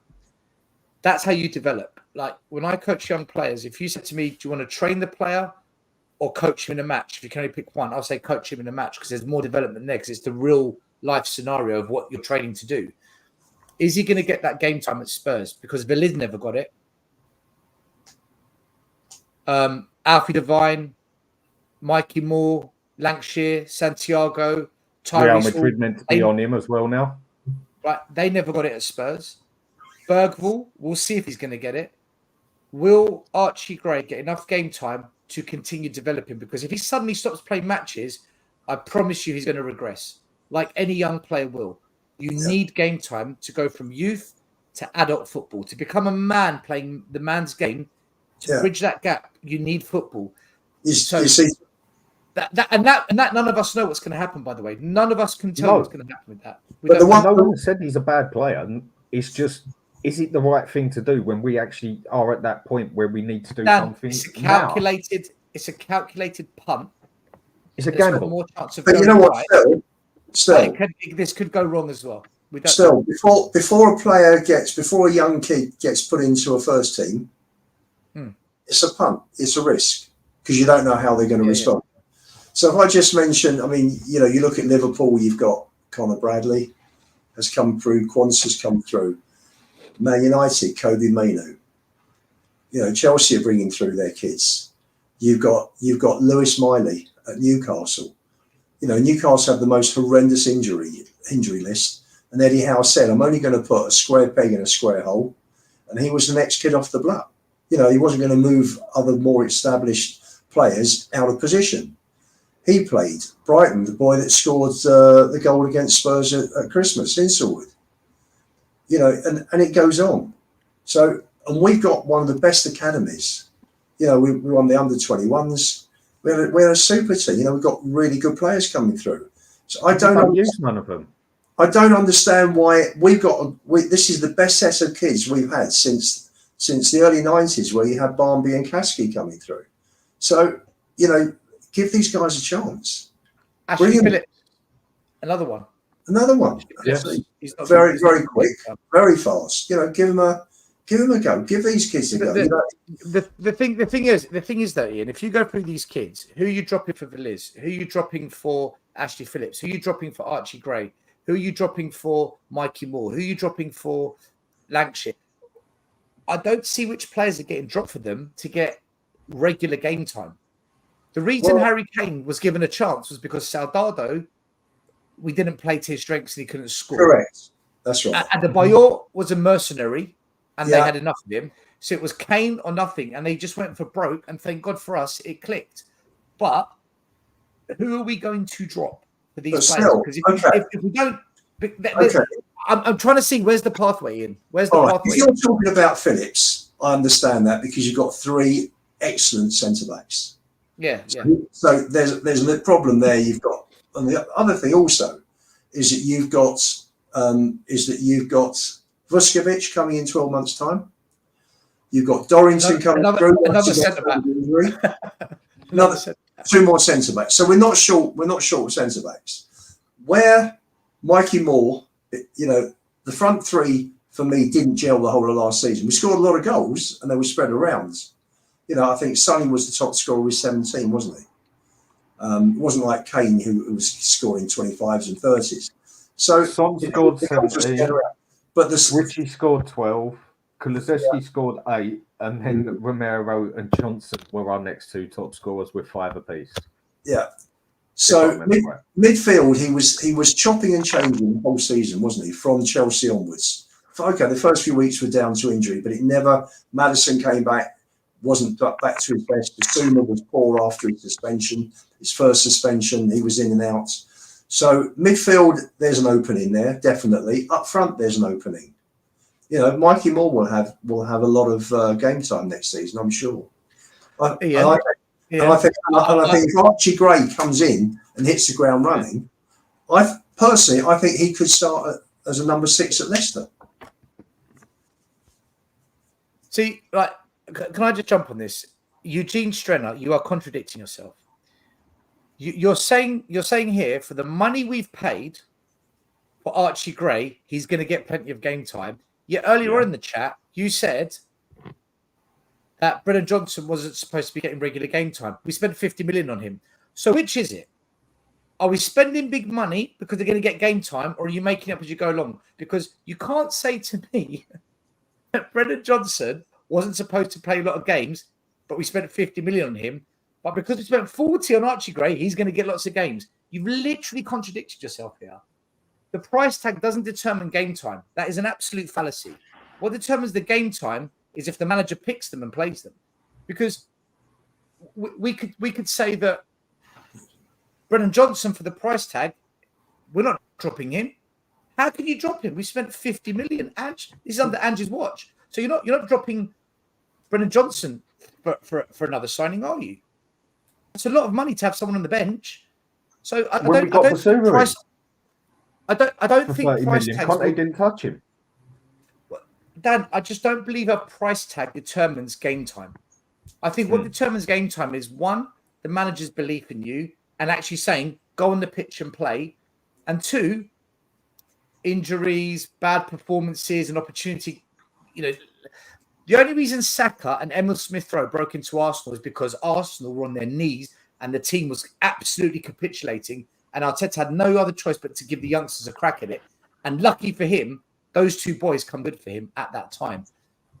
Just like I explained with Harry Kane, we were on our knees and Harry Kane broke into the Spurs team. I'm currently looking at all these youngsters we're now bringing in.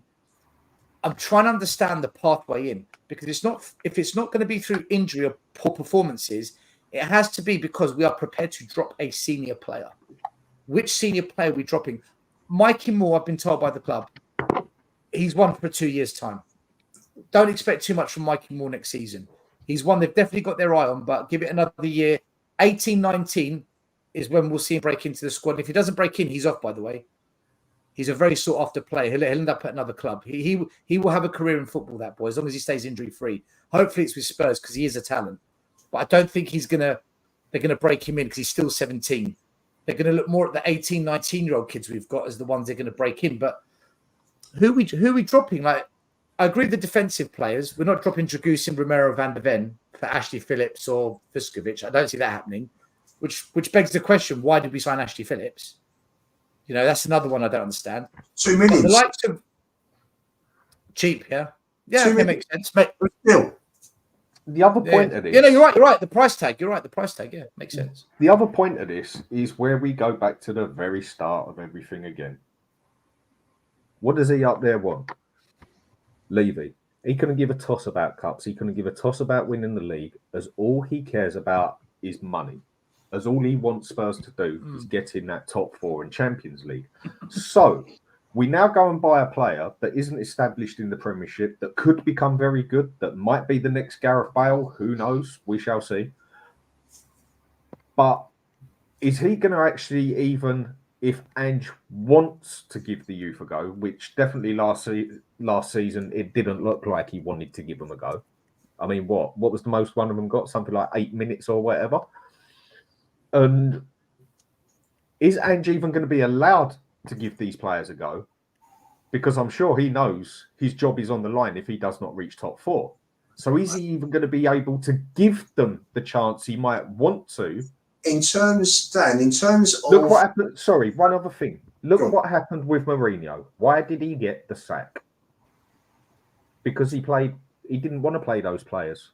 But Levy wanted top 4. Mourinho wanted to win a cup. So with our manager being so money hungry that he is, you'd think he'd already be getting players that want it now. Is Ange even going to be able to use the youth system or the young players like Archie Gray we get in or the other fella that we've got in? And is he going to get given that time to do that? Because we all know what Levy's like, and we can only go on what a CV says, and you employ someone on a CV. And on that CV, over 24 years, it blatantly says that Levy, he just cares about the money and top 4. He doesn't care whether he win it or not in top 4. So he's only going to get the chance to play them because he's going to know next season he has to finish top 4 or be close, or he's out. He's gone. That's what usually happens. So are they even going to get the chance? Well, you got to think that they're clearing out a lot of players, Dan. Yeah. So there will be spaces and there will be opportunities. In terms of the players that we've bought so far, I really believe, players come up and you've got to move quickly for them. You can't have a situation where you say, oh, great, there are 2 fantastic young kids, but let's wait till we pick up the established stars. You buy the players as they become available because you're either you want to buy established for now, or you've got a young kid that's that good that he goes straight in the first 11.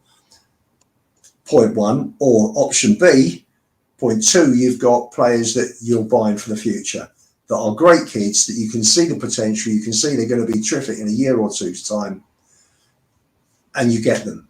So you got to buy your established and you got to buy your kids. You got to buy that. You got to have both. You got to buy for today and have one eye on the future. So Bergvall came up. They're talking about him being a generational talent. We've got him.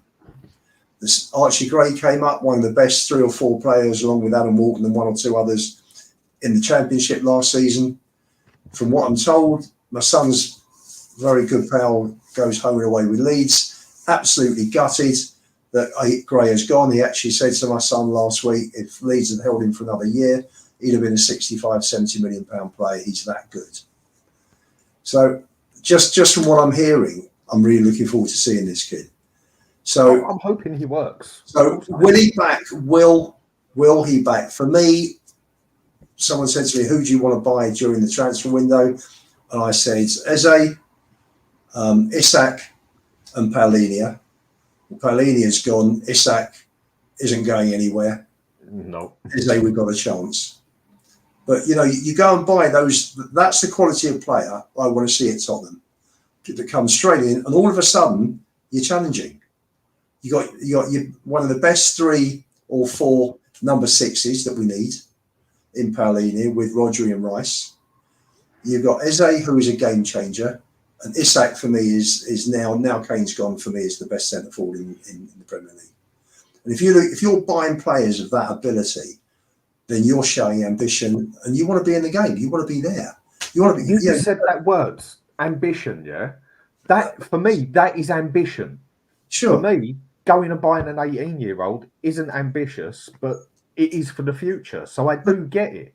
But that's 200. You're spending 200 million there, aren't you? 220 million on those 3 players. Mm-hmm. But all of a sudden, you transform the team into a championship, a challenger, a Premiership challenger. So, I mean, whose place do you think Gray can take? Because a lot of people tell me he's leaps and bounds in front of what we got already, even though he's never played in the Premiership. Whose place do you think he's going to come in and take when we're playing with 2 in the middle, box to box, both of them?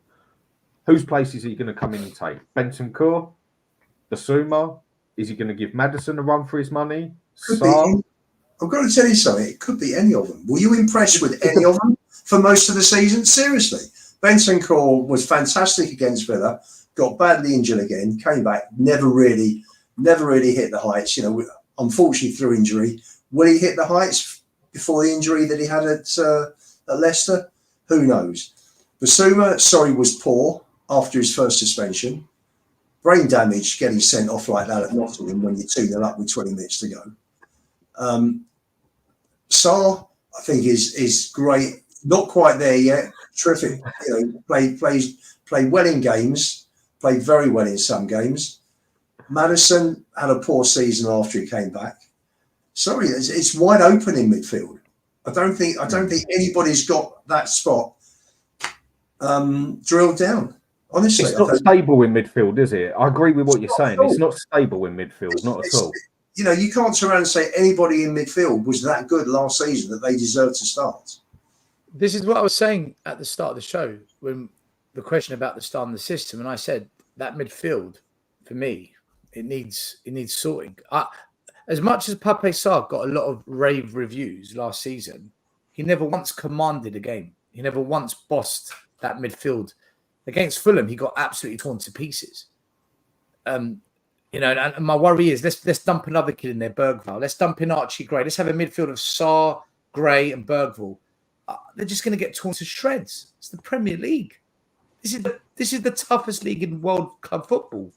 You need experienced midfielders in there and slowly integrate one young player and then maybe another one in a different role and see how it goes. But if we're going to start dumping all these kids in, it's going to collapse and their confidence will go to shit. So I'll go back to what I said. I don't understand how we bed in all these kids unless the club come out and say to the fans, we're going to go down Project Youth and for a couple of seasons, you've got to grin and bear it. We're going to get some right tonkings, some horrible games you're going to have to watch. But this is a process we've got to go through to get these kids up to, speed. And in 3-4 years' time, we're going to reap the benefits of having a wonderful, young, attacking, winning team. But they're not going to come and say anything. We're just going to sit here having these conversations, second-guessing, what are we doing? What's the plan? Why have we spent this much money on him? Where's he going to play? But you got Europe this season. Good player. You got the Europa League as well. So I can see him. It's funny. Alex Ferguson always said that he always needed to keep a pathway every year for one kid to come through. Yeah. Otherwise the kids aren't going to stay, are they? They're just going to be disillusioned. That's basically what I said to you, wasn't it? That if the club isn't seen to be making progression, why are the kids even going to stay? Because you're going to have some that are a lot more laid back, and then you're going to have some that have got a lot more I want to win things. And they're looking at a club that by the time they get to say 23, it'll be them 30 years that Spurs have only won one trophy. Why the hell are they going to stay when either Liverpool, dare I say Arsenal, but Liverpool, Real Madrid, Bayern Munich, PSG, or someone else come looking for them, or Man City, whatever, who can win things? They're just going to turn around and say, baked potato, see you later. But you've got it's the same story again. We need to win it now to make that lot want to stay. Yeah, I know. It's catch-22, and you've also got to have. It is, isn't it? But Dan, you've also got to have a progression. If Spurs had been a big club, they'd have made sure the money was put plus another 30 million, maybe, or 40 million, and bought Osimhen when Kane left. There'd have been someone in place that they would have gone for and bought straight away. There's the money. There's 100 million, and you replace Kane immediately. That was Richarlison's plot, wasn't it? Having said that, his stats per minutes, Dan, were very good last year. If you look at the minutes, how many goals and assists per minutes, they're not bad. They're not very good. He's been pilloried unfairly, I think. Is he the answer? Probably not. If you want to judge, I'd rather have Isak, but if you want to judge a player over. If you want to judge a player over 12 games, and his purple patch was very good, by the way, and then you look at the season before, it only took him 50 games to bloody start doing that. And for a player of the money we paid for him, he has been injured in that as well, but he's not exactly the one that you go and buy for Harry Kane, is he? No, just to answer a quick question here of Julian, what your views on Calafiore? Very good player. Had a very good season. Looked good in the Euros. But personally, I don't think defence is what Spurs should be looking at the moment. We need that striker desperately. And one other thing I just want to say quickly, I'll see a few comments coming up here about Sean Butler. Whatever's happened to him, I haven't got a Scooby-Doo. I don't even know. But lay it out with the digs, it ain't needed. I don't know what's happened. So, but anyway, with that one, I don't feel defence is our first thing that we need to go for. We need to be looking for that striker, that box-to-box midfielder, and that winger. Or Ange needs to adapt his system, and I think he's got a majority of his problems actually solved if he would just adapt his system. Yeah. But we all know he won't. Yeah. But we all know the man just won't do it. So where's he got to go? Where's he going to go next year then? Well, listen, the next few weeks before the season starts, Mm-hmm. the Euros finish at the weekend and the Copa America finishes, I think the finals, the early hours of Monday morning. So let's see what happens when the players come back. You know, they're there. Agents will go into overdrive. Let's see in the next 2 or 3 weeks what happens with Spurs. We'll see. I mean, what the person just said here, George, like we're being used as a stepping stone club. It is starting to look like that. To me, it's starting to look like we're going further and further back on ourselves to the point that we get the good players or the ones with the potential to then become very good, who will then disappear very quickly. Whereas at one stage, we went through a patch where we were no selling club. We was actually getting respectable players and we was looking like we could go places. Seriously. The difference is, Dan, the difference is that the last very good team we had came mid 2015, 2016, that was built over 3 or 4 years when transfers were much, much lower. All of a sudden, the middle of that decade, Neymar went, Mbappe went, you know, they were going for big money, and all of a sudden, transfers rocketed. So, you know, you're buying Vertonghen for 12, Dembele 15s, you know, Lloris for 12. It's all keen, you know, there were great deals that were going down. Paul Mitchell did brilliantly, you know, during those years, and I'm sure he'll do very well for Newcastle now. But then all of a sudden, you know, the transfers go up. They don't want to take risks. They buy players at the wrong price, like Basuma and Maddison. Brighton don't sell players for 25 million. We got Basuma for 25 million. Why? He's got a year left on his contract. And that's the problem. We don't go and we don't buy. You know, Arsenal knew they were spending 105 million on Rice, but they knew they were going to get a top player who would give them 7, 8, 9 out of 10, 10 out of 10 every single week. We don't do that. We don't do that. And unfortunately, on that note, I've got to shoot. Okay, then, mate. Thanks for coming on. I'm going to end it in 5 anyway. So, Ian, great to have you on, mate. Is there any place we find you? Yeah, on Spaces, at Lubo61 on Twitter as well. And hopefully back with you soon, Dan, and on others, other podcasts as well. More than welcome. So, been a pleasure having you on, mate. So you take care of yourself. It's been great having people on, listening, commenting. Been terrific. We all love Tottenham Hotspur at the end of the day. I know Vindaloo doesn't, but maybe he's closet Tottenham. Who knows? No, but he's a very respectable chat. Absolutely. He's a very good chat. He's a very good chat. He's level-headed and he says it how he is. He's not going to sit there and just say someone's crap because they're at Spurs. He's got the attitude. If you're good, you're good. You're bad, you're bad. Of course. And I think fair play to the fella. And I think we've been very, very. What's the word? Polite. I think we've spoken very well about how Arsenal were doing and what they're doing and why they're doing it, and you know, very complimentary is the word.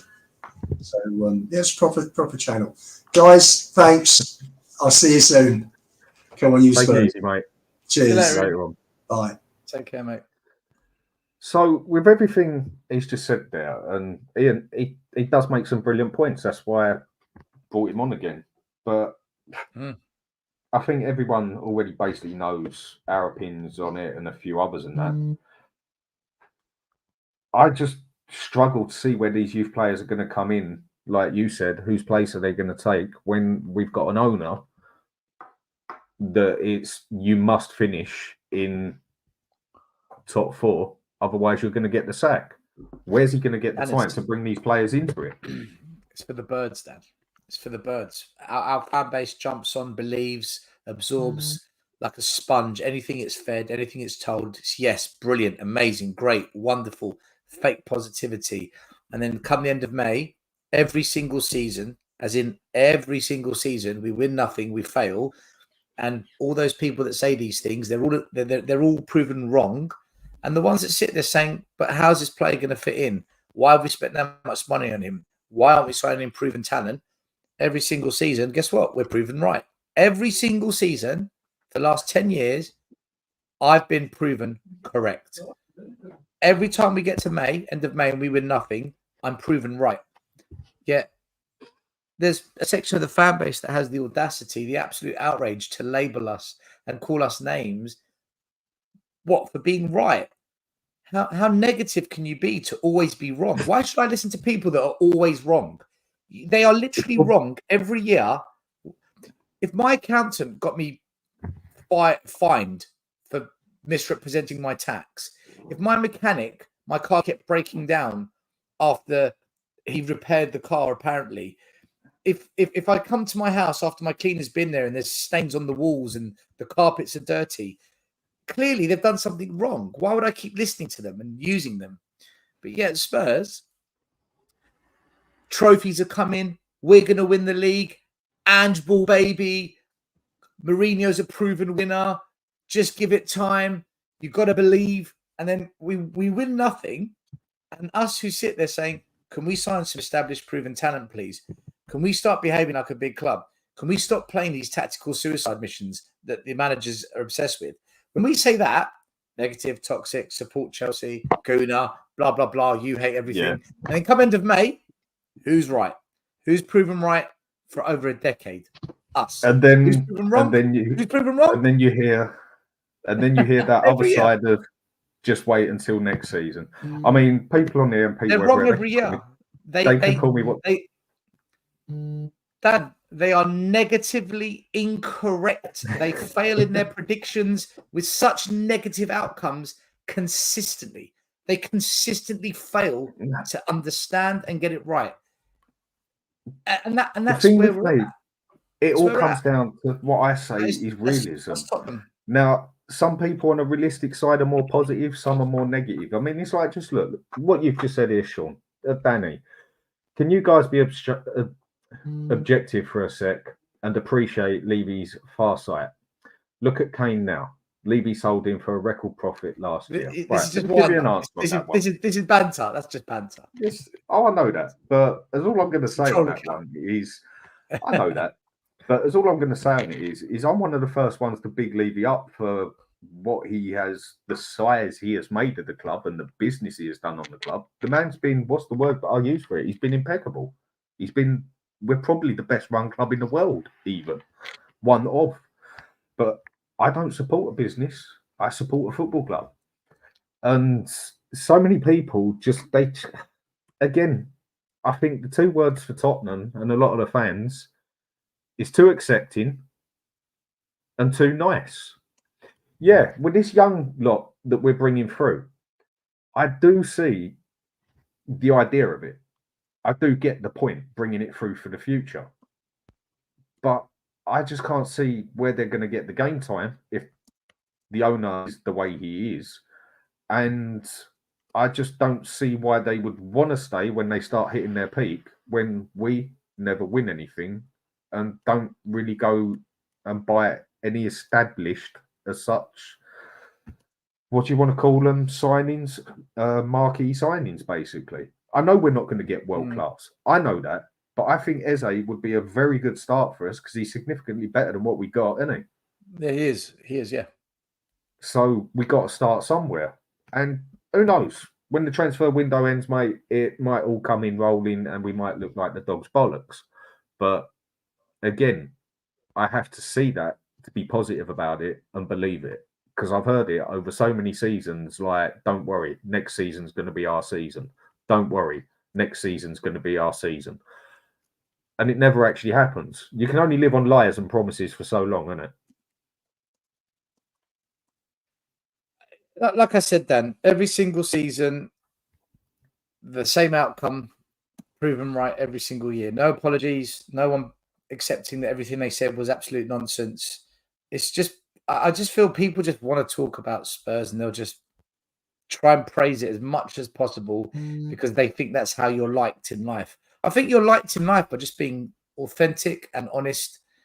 As long as you're not like aggressive and like, which I have been in the past. I hold my hands up to that kind of behavior. But do you know, I've learned my lesson, man, and now I'm pretty chilled with it. That's when I came on the show today. You said, "How you doing?" Still, I said, "I'm chilled, man. I'm relaxed with it. I know exactly how things are going to play out with Spurs. The only way I'll change my mind this season is if we go and sign 3 top players. If we sign 3 top players, Dan, I expect us to go on a very good trophy run, semi-final, final, and I expect us to get top 4. I do think we've got it in our locker to do that. I think we have. It's all you want to see, like a lot want to see. We've got to sign those players. All want to see. We've got to get them exactly.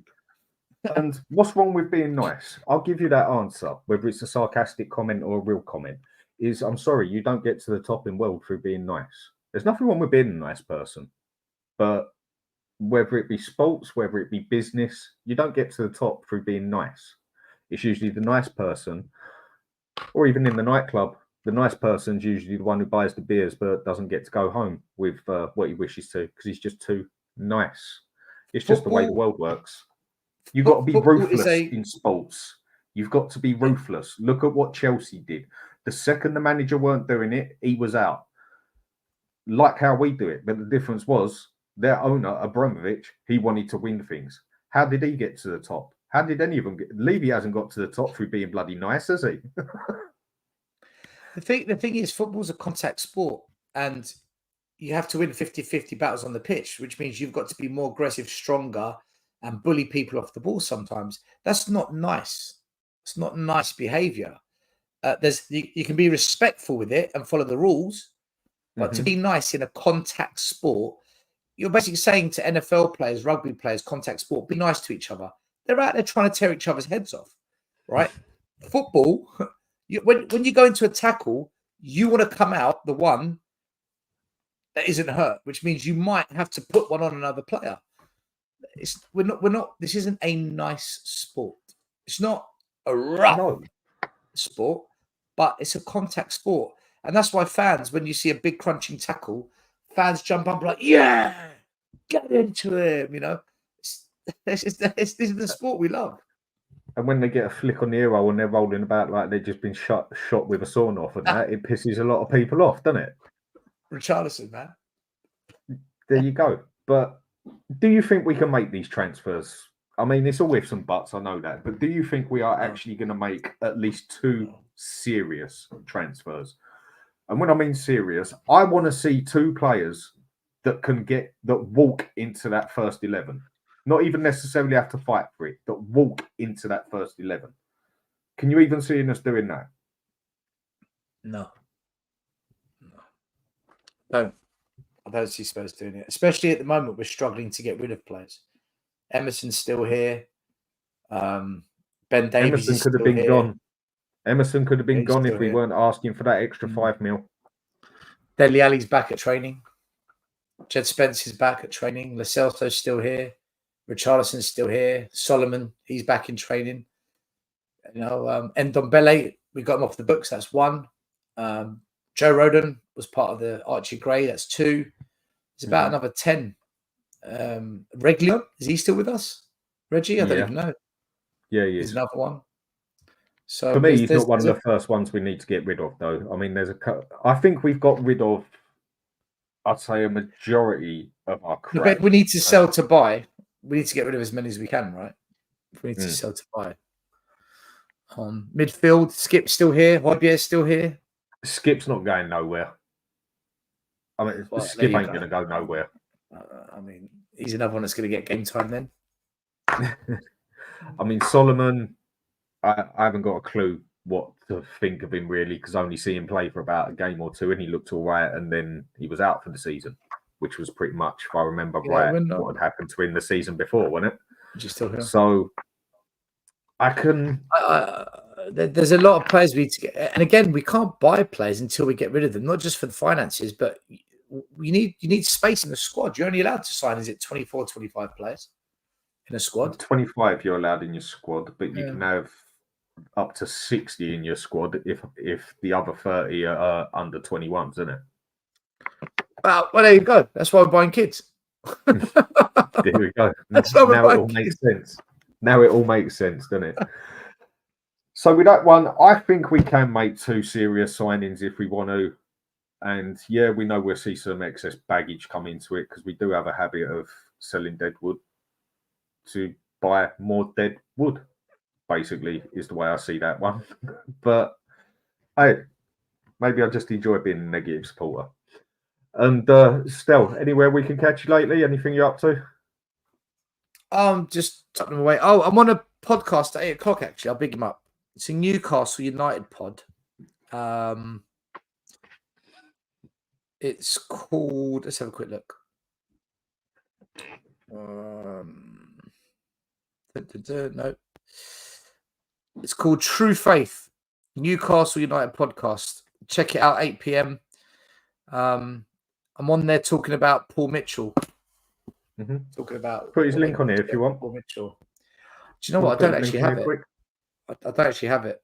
I've just got. I don't have it. Sorry. Just check it out. True Faith podcast. If you want to hear me speaking with the Geordies for a little bit, okay, come along and join. Otherwise, Tottenham Way. Not really doing much content at the moment. Just Mondays at the moment, and that's it really. Mondays and okay, occasional visits on this channel, and sometimes Savers, and that's about it really. Spurs Kings. Until the season starts, really, or until the serious transfers start, there's really not that much to get into at the moment. It is pretty much dry lunch at the moment. And I think that's one of the things that's also pissing a lot of people off. But then we have also got the excuse on the Euros. But if the Euros weren't so bloody shit, I mean, just a quick one on that. Still, I think this Euros is the worst I have ever seen in my life, bar maybe 2 teams that I think could walk out of that standing with maybe 3 teams that could walk out standing up high. I think it has been absolutely abysmal. It's probably the worst Euros I've seen. One of the worst ones I've ever seen. I think they've let too many countries in. I think they've let too many nations in. I also think that the big teams, they just look really underwhelming. Do you know what? There was days where we had Rijkaards, Hullits, Van Bastens, Maradonas, Pelés, Ronaldinhos. Okay,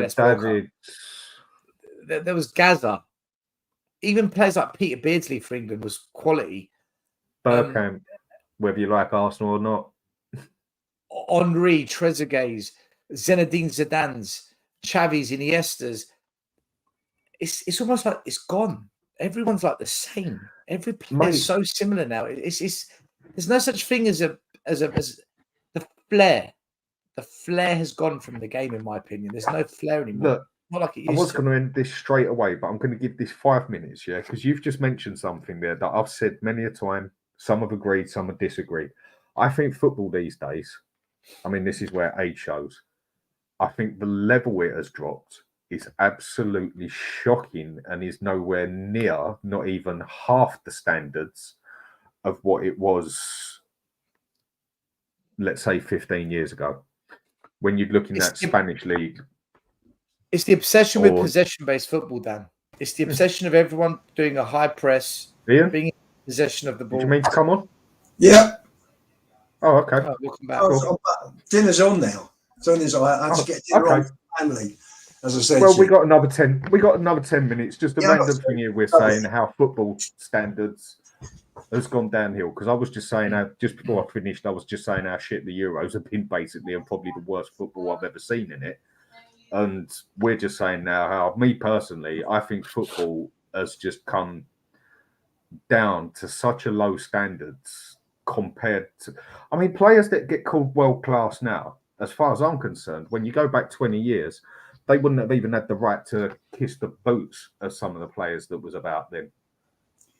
Do you think Dan, do you think that we feel the way we do because England's been so poor? No, I actually think the whole tournament has been crap. I think France have been absolutely shocking. Been dreadful. I think Turkey were good. I think Austria were actually pretty good. Yeah. Switzerland looked pretty good. Spain. Germany looked like Spain look good. Germany look like they've got their act together a bit, but they are nothing of the force they were 20 years ago. England just look scary. I'll tell you what it is. I'll tell you what it is. 20 years ago, kids would go down the park, kids would go in the street, wherever it may be, and they'd kick ball. And there'd be one kid that could take on players. He's just a dribbler. Nowadays, kids are at home on computers, they're on social media. You can't go to the park because you might get stabbed. There's no way you're going to go in the streets anymore. So that street baller, that street It's not kid, even funny. I'm not laughing at that because It's that's true. funny. Yeah, It's I just know. true. It's true. that street kid doesn't exist the way it used to. It's a digital kid now. So add that to this obsession of coaches teaching kids pass. Whereas when I started coaching, it was, right, I'm going to teach you to beat the man and then beat another man, because if you can beat two players, that means you can keep control of the ball under pressure. Teaching you to pass is going to be a piece of cake after that. Let's do that stuff first. So academies would find these ballers like a Gareth Bale. Get him in. They'd find what's his name? Santi Cazorla. Get him in. They'd get these kids that could beat a man. And then they'd coach them into a team that had a philosophy, whatever, and keep developing the player. Now, there's such an obsession with pass, plus a lack of street ballers, that you look at teams now, they're so robotic. We've coached football out of players and just focused on systems and possession-based football and tactics and movement, that the Ginolas, the Gascoignes, the Henrys, the Cantonars, they're a dying breed. Giggs, they're a dying breed now. The most recent player that I've seen that had that old school flair, and it's been coached the shit out of it by Pep, is Jack Grealish. Jack Grealish at Villa was an excellent dribbler. Wonderful dribbler. I can see what you're saying. And that's why we need Eze. That's why I want to see Eze down at Spurs next season. What a rare breed he is. Eze, what a rare breed he is. You're right. You're spot on. Because you look at some of the players you get 20 years ago, when, like, the Italian league, when I fell in love with it personally, it's like when you had your Del Pieros, you had your Batistuta, you had Inzaghi, you had Alessandro Nesta, Paolo Maldini, even like coming up a bit later, you had like Yat Stam and Cafu. You know, there's players you can list on forever, and even in Roberto the Spanish league, Roberto Baggio. Exactly. You know what I mean? And Christian Vieri, one of the most underrated strikers ever, in my opinion. It's been coached out of them. And you look at it now, and another one's just said it here. Rui Costa. It's true. Figo. Figo, another one. So come on, people, quickly. I've got about 5 minutes before the wife sets about me, as she just stated on here, as 5 becomes 10. Give us a quick list of players. Give us a quick list of players that you just think are above the rest in this day and age, basically. That this lot would not touch, because I could sit here and go on about it all day long. If you think of Declan Rice and De Bruyne, they're two of the best midfielders in the Premier League. Rodri, right? For them three, for example. 100%. Yeah, he was outstanding. They're not dribblers. Declan Rice, De Bruyne, what's his name? Rodri, they're not dribblers. Big up Detrex. They are phenomenal passers of the ball, and they've got a good strike on them. But the flair. Where's the flair players? You don't even get the players anymore like Pirello.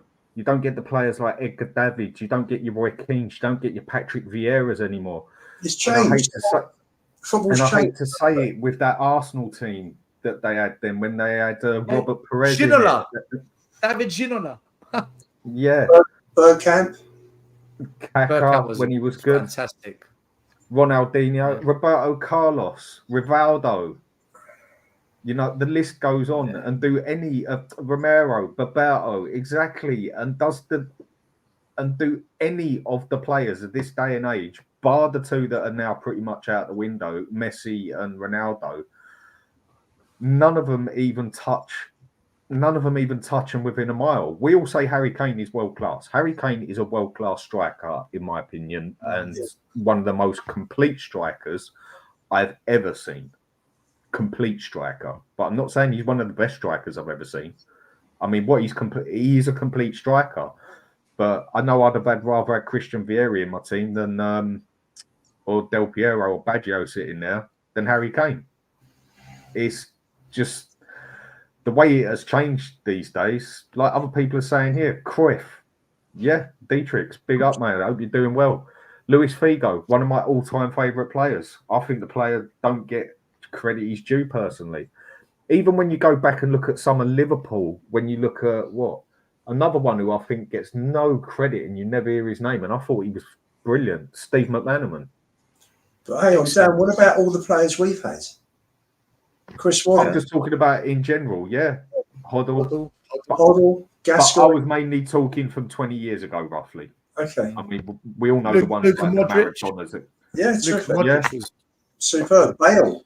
Gareth Bale. Mm-hmm. Gareth Bale. Yeah, today you got standard. Go on, Ian. Sorry. Today you got Mbappe. I mean, if he comes alive today, God help Spain. Matt Letizia was another great player. Letizia was quality, man. There was other players like who was that guy who played for Man City? Michael Carrick, even I thought. Oh, you're talking about Georgie. That's it. Kinkladsley. Kinkladsley, no. Kinkladsley, yeah. Kinkladsley. That's right. Player. There were so many good players. Every player had every team had a player. But the problem is that the players are trained to such a level today. And, technically they're much better. So the better that everybody becomes, the fewer mistakes. And at the end of the day, if you look at any goal, apart from a worldie, even a worldie, you look at Wanyama's goal at Anfield a few years ago. You think, wow, what a goal. You can turn around and say, but nobody closed him down. So virtually every goal is down to a mistake. It's down. It's more down to try and walk it in the back of the net these days, isn't it? With a lot. Bellingham's overhead kick. Nobody picked it. The guy lost Gahey for the flick on. You can break it down. You can say that there's a mistake on everything. But the players are so much better these days. They're faster, they're quicker, they're more technical. There are fewer mistakes. So teams take less risks. If they're better, are you saying these players these days are better than the players we've just named then? I mean, the question here of Huddersfield Town is the level of football back then was lower. Then was it lower than it is now or higher? I personally think football as a whole now, you might as well just go and play FIFA on your PlayStation. I just do not. There's no flair in it. There's no man in it. There's no bollocks in it. There's no. It is nothing to what it was with the skill that you used to see then. Now you see a quick little 1-2 pass or a little. It's nothing to what it was, in my opinion. It's much quicker. It's faster. Yeah. The reason it's faster is because the two biggest differences nowadays is one, they're athletes, like specimens. They weren't back then. They used to have a can of beer at half time. Chris Waddle and Gazza had a fridge in the changing room. That was part of the who was it who used to smoke a fag at half time? There was one of them. Was it Paul Berbatov? Yeah. Berbatov was a smoker. Right. So nowadays they're specimens, right? The other thing as well is because of technology, stats, science, replays, analytics, it's allowed the game to become super technical from a tactical perspective, where they can set up the team in such specific tactical ways and nullify the opposition, knowing that there's a percentage chance that if we attack this player or if we go down that side of the pitch, the increase of chance to score and create. This data didn't exist 20 years ago. So it's made the game more scientific from a tactical perspective. I agree. So it's more robotic. Do you know what it is? I'll tell you what it's like. Do you remember that movie, Rocky IV, when Rocky had to fight Drago? Yeah. Rocky was there in the cold, bare knuckles, doing old school training, lifting logs. And Drago was wired up to a machine on a conveyor belt running. Yeah. One was a programmed fighter. The other one was raw. Rocky's old school football. Today, everything's like Drago. If that's a good analogy to make. Well, listen, you can use it in boxing. Where are the Sugar Ray Leonards, Muhammad Ali's? Where are these flair boxers? It's the same thing. There you go. Boxing these days, in my don't even go there on that one. I think boxing these days crap compared to what it was. But it's like someone said here. I can't find where it was. That was it. The second will. I don't see the point of being obsessed with the past. It's not being obsessed with the past. Like if you're going to having a conversation. We're having a conversation. Yeah, if you're going to say obsessed with the past, then we might as well shut up about the past 24 years and we've only won one trophy, because that's being obsessed with the past then, isn't it? Oh, don't worry about that. We just forget about that and go for the future. No, with what we're talking about, we're just having a conversation and just remembering some of the best players that has ever been on this planet, on how, on a personal opinion, I feel that most of the players that get called world-class these days wouldn't even lace the boots of the players back then for the capability of what they had. What's that? For sure. No, everyone goes on about Ronaldo and Messi. Hang on a sec. Pele and Maradona were different class. Just different class players. Just on another level.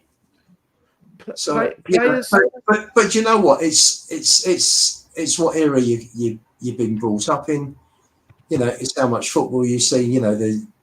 The Spurs fans of where are we?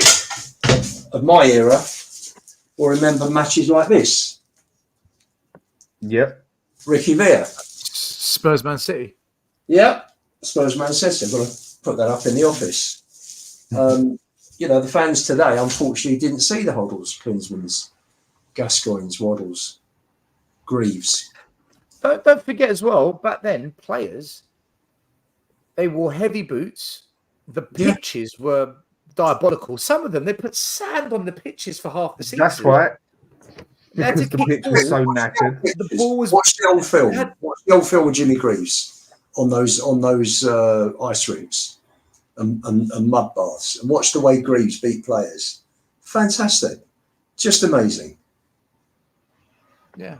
Detrex, how you doing, mate? You asked to come on. I'm great. How are you? How's everyone doing? Same Spurs, different day. Yeah.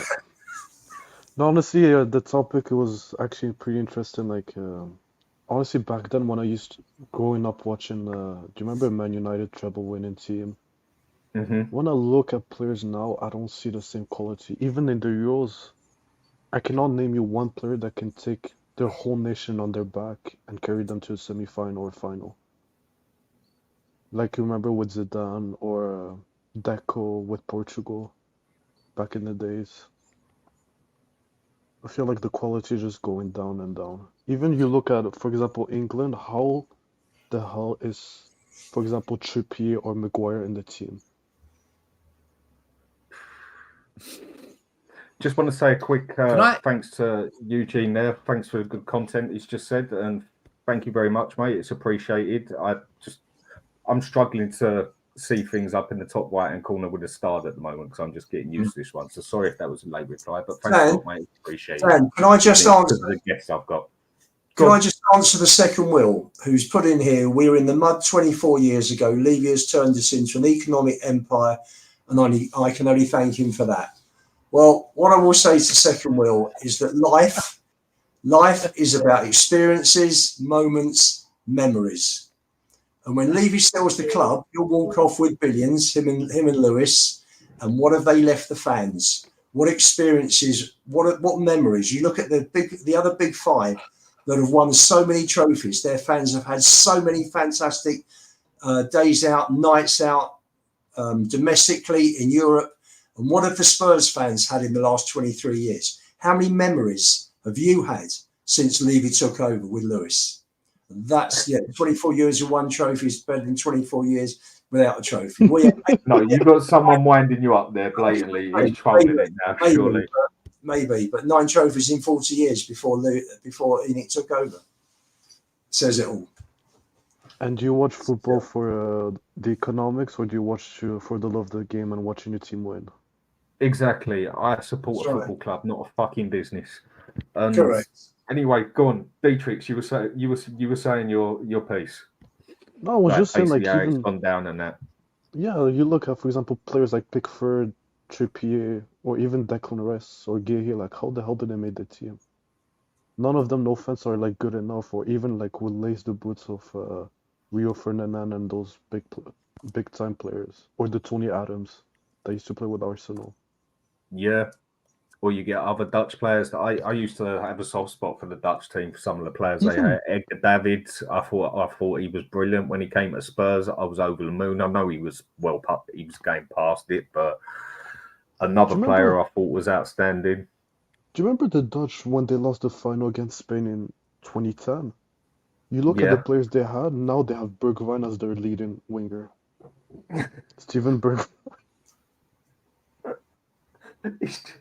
it's true, and it is true. It's like other players that I think if they was about now, like say Michael Carrick, I think he's a player that doesn't get the credit that he deserves because God did he was one of those players that you might not have noticed him so much on the pitch, but when Man U didn't have him, you know it. And I think Michael Carrick in this day and wiped the floor with most of the players out there with his capability. I thought Michael Carrick one of the most underrated players ever in the Premiership, along with like Letitia and that. And another good one that said here, Clarence Seedorf, what a player. I mean, we've had some others. Makalele Yeah. as well, for me, was an outstanding player. Fabulous player, great player. Who would you say is better, Carrick or Modric for Spurs? Modric, bro. Come on. Luka Modric. Modric. But I do think Carrick is a very underrated player for what he was good at, basically. They were different players. Modric was an attacking forward. Carrick just kept the ball moving and kept control of it. In fact, Carrick for Spurs was a top player. Under Martin Jol, Carrick was a top player. Those 4 months, Christmas, Stel, he was fantastic, wasn't he? Yeah. That's why Man United, if Sir Alex Ferguson signs you, 9 times out of 10, you're a top player. Yeah. There's got to be a reason. I mean, it's like Scott M says here. There's a ton of better players now, better than Carrick, though. Really? No, I disagree. I disagree. I don't think because the way I saw Carrick play, and he done it in such a way, he wasn't a physical player, not at all. But he was a brilliant little ball winner of just sort of like, thank you, snatch it from your feet, not physically. And he knew where to directly put that ball from there and then sit back and let the rest of the team do it until it came to him. He was excellent at what he did. I thought he was a brilliant player. He played in such a relaxed way, didn't he? You know, the same way Dembele had the ball and it just didn't play like he didn't have a care. Terrific. Yeah, I mean, the way Carrick I used to love the way he'd never go in for a tackle. He used to literally take it off the person, like just roll it off of him. I mean, the man might as well have stood there with a spliff and smoked it while he was doing it. He was that chilled out. It's just, he was. And I thought he was a brilliant player. And another one, it's just, the list can go on and on and on. I don't think players... Go on. No, I'm saying the way the media are just like hyping up Declan Rice, but when you compare like Carrick, he's not even close to the levels. What Carrick did will never come close to that. Like he destroys Declan Rice. The way like ball winning, passing, everything. Even I don't know. Declan Rice is good, Detrex. He's so player, overrated. He's a good player. He's a good player, man. He's probably been England's best player. He's probably been England's best player. Because everyone sucks with England, even Kane sucks. And I'm the biggest Kane fan. I agree. The other players haven't been great, but the fact he is performing proves he's a good player. He's stepped up. I think the only one player that's performing for England. Would you have Declan Rice at Spurs? Would you take Declan Rice at Spurs? If you tell me to win the league and compete against City, no, I wouldn't.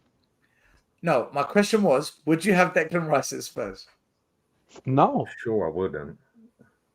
No, I wouldn't personally, no. Oh, you wouldn't have Declan Rice at Spurs? Don't even try it. Seriously? No, wait. No, wait. If you tell me, for example, I have a choice between Barella or Declan Rice, I would take Barella. I just think there's better midfielders than him. My question was, would you have Declan Rice at Spurs? And you changed the question. No, because everyone sucks at... Everyone's not good at Spurs, so of course you're going to take him. Would you take the Declan Rice you were watching play last season at Spurs now? Well, everyone sucks at Spurs, so of course you're gonna take him. Can't say yeah. You can't say because he admits that he's a good player. No, because like if you compare, no, wait. Let's be fair. We have Bissouma, Sarr, Højbjerg. Like, of course he's gonna walk in the midfield. That's not even close. I think he walks into most. But if we had, like, Sorry, for guys. example, the Dembele, the Wanyama, would he be in the midfield? No. So What's that, compare you that have with here? this team. Is he good enough? He wouldn't get in the team with Dembele and Wanyama, Well, there you go. So he's not good enough. but he'd get in the team today. Yeah, of course, Hey. everyone will get in the team today. Of course he would. Mate, hold on. Declan Rice and Wanyama, there's an argument to be had there. Dembele was a different player. Dembele was a different type of player to any player that's played that position. Backing him in, Dan. Backing him in. By the way, To me, man, check this out. My dad, 2 weeks ago when England were playing crap, and they just about won a game, I think, or they drew. Is it against Denmark? when England were playing crap. Okay. We drew 1-1 with Denmark. Was it 1-1 with Denmark? Yeah.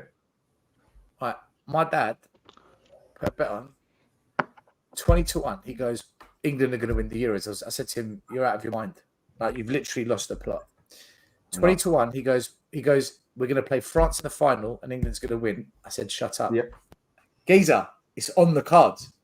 It's literally now on the cards. It happened. Still, I said this a little while back, like how bad we've been playing, and we've all said at the end of the day we don't give a toss how you play, just go and win the bloody thing, yeah.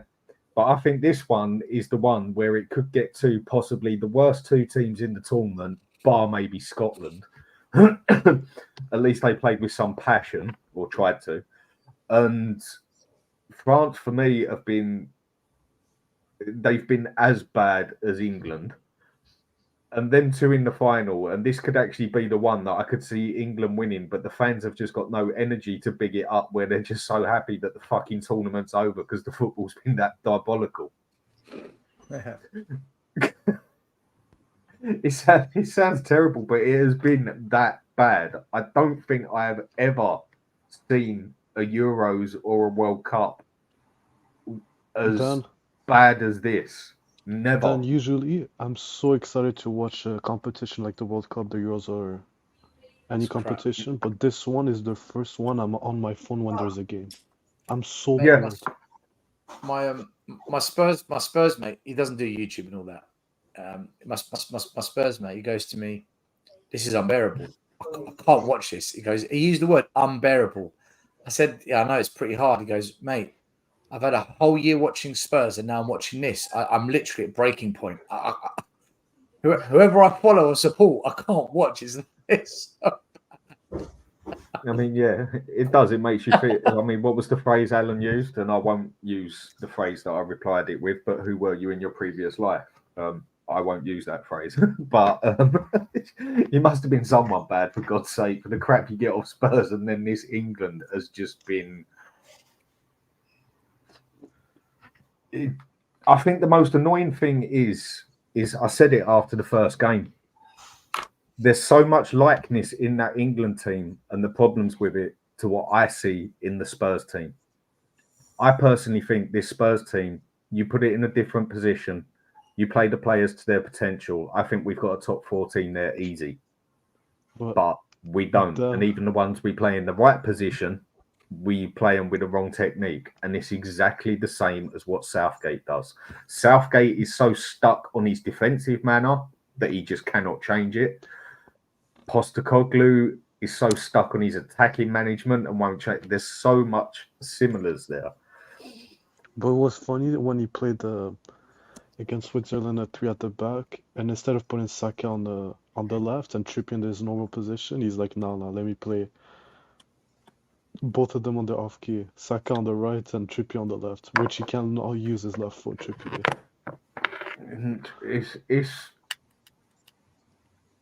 It's been painful to watch. And how about we support the team instead of calling them boring? No, we're just being honest, mate. They haven't just been boring; they've been fucking abysmal. Even Kane, I love him. Even Kane, I love him to death, but I've been absolutely disappointed with him. Do you actually think? Do either of you two think Kane's actually fit? Because No, to he's not me, fit. I don't think he's match fit. I genuinely don't think he is. He just looks slow and usually he anticipates the ball like really well, but now he's not doing any Yeah, of that. I don't know yeah. what's wrong. He usually reads the game so well. That's why I always relate him to like Teddy Sheringham sort of player. Never had the pace, so he always had to be 3 steps ahead of himself, sort of thing. And 3 times in that past game, Saka, I thought, had a blinder of a game. Got the ball clean across the goal, where at least 2 out of 3 times you'd expect Kane to already have read that coming, because that's what he does. And he wasn't even in the box. And I don't think Kane's match fit. He just don't look it, and I don't know. He just doesn't see his mentality doesn't seem there either. I mean, we don't know what goes on in his head, but honestly, I don't even know if I'd start him in the next game. Personally, Do you think he's mentally scarred from winning nothing at Spurs, then going to a club that always wins something, and then and then literally winning nothing with that club? He's just come into this tournament. I need a break. I just need a break from football to get my head right again. I mean, surely the poor man must think he's bloody cursed or something, couldn't it? I mean, for God's sake, of all the teams in the world he could have gone to, it was either Munich or PSG, and you would have bet your wife on it, basically, that they will win something. And Kane goes there and they win absolutely nothing. Is the man actually cursed? I mean, but Ian, what do you think on Kane in the Euros? Do you actually think he's match fit? Because I don't think he's match not fit. at all. This doesn't look like Harry Kane that we've seen for the last 10 years, is it? Looks nothing like the player. No. He's injured and he's playing through an injury. I'm sure it'll all come out in after the Euros. Well, we was meant to have had a knock 2 games before the end of the season in Germany. Well, he had back problems. He went off injured he got that kick on the ankle, didn't he, the other day? By the touchline. He doesn't look anywhere near the player that we know he is. And the guy scored 44 goals last year in Germany. Mm. You know, you see Watkins and Tony come on and they look so much quicker and sharper. Yeah, this isn't the Kane that we know. I think he's a fabulous player, Harry Kane. Looks nothing like the player. And I get that Kane, one of the problems that Kane's had playing for England is basically one of the same problems he had at Spurs again, is he had to basically come back and get the ball himself half the time and make something for himself. Yeah. And Kane's brilliant at defending as well. That's why I think as long as he don't get injuries, he's going to he'll have a long career where he'll be able to come back as a 10 and then come back as a midfield central. Do you know what? He's almost good enough to have as a bloody defender because the amount of times he's cleared it off the line for us. But if you remember, Dan, if you remember under Mourinho, the way Kane would drop off, he'd be putting Sonny through every single game. I mean, his passing is majestic. And why Southgate can't see that? You know, if you got Saka, I wouldn't play Foden left. I'd be playing Anthony Gordon. Yeah. You know, or Palmer for that matter. You know, yeah. and let Kane pull the strings. You know, for me, it could work. Southgate got it all wrong. Southgate, blatantly, mate, he's one of the worst managers ever. And do you know what? The thing is, though, you look at his CV and it ain't too bad, is it? All right, he hasn't won nothing, but he's got us into finals and whatever else and that. But do you know what? That would just be the icing on the cake. The final time that England do win something is with probably the worst football in the tournament and probably the worst manager in the tournament. Well, did I read that France have scored through own goals and penalties? They haven't scored a goal in outplay apart from themselves. They've only scored through own goals and penalties yet. France have been just as bad as we have. It's a strange competition, isn't it? This time, it's been terrible. I think it's like I said, just as you went off, and I was just saying to Stel, and then Detrex come on. I think this tournament has been abysmal. I mean, bar maybe Spain, Turkey have looked pretty good, and I think others stood up to it.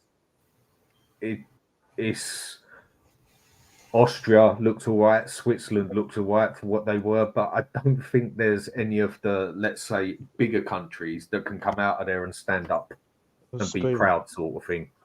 I mean, he Spain, should have. yeah. You know, he took a flyer on shore. I would have taken Chilwell as the next most experienced left back. If you know Shaw's going to miss most of the tournament, you've got to go in with a proper left back. You know, Trippier's done okay, but he doesn't overlap. He's got no left foot. You know, he cuts back in. Kulusevski.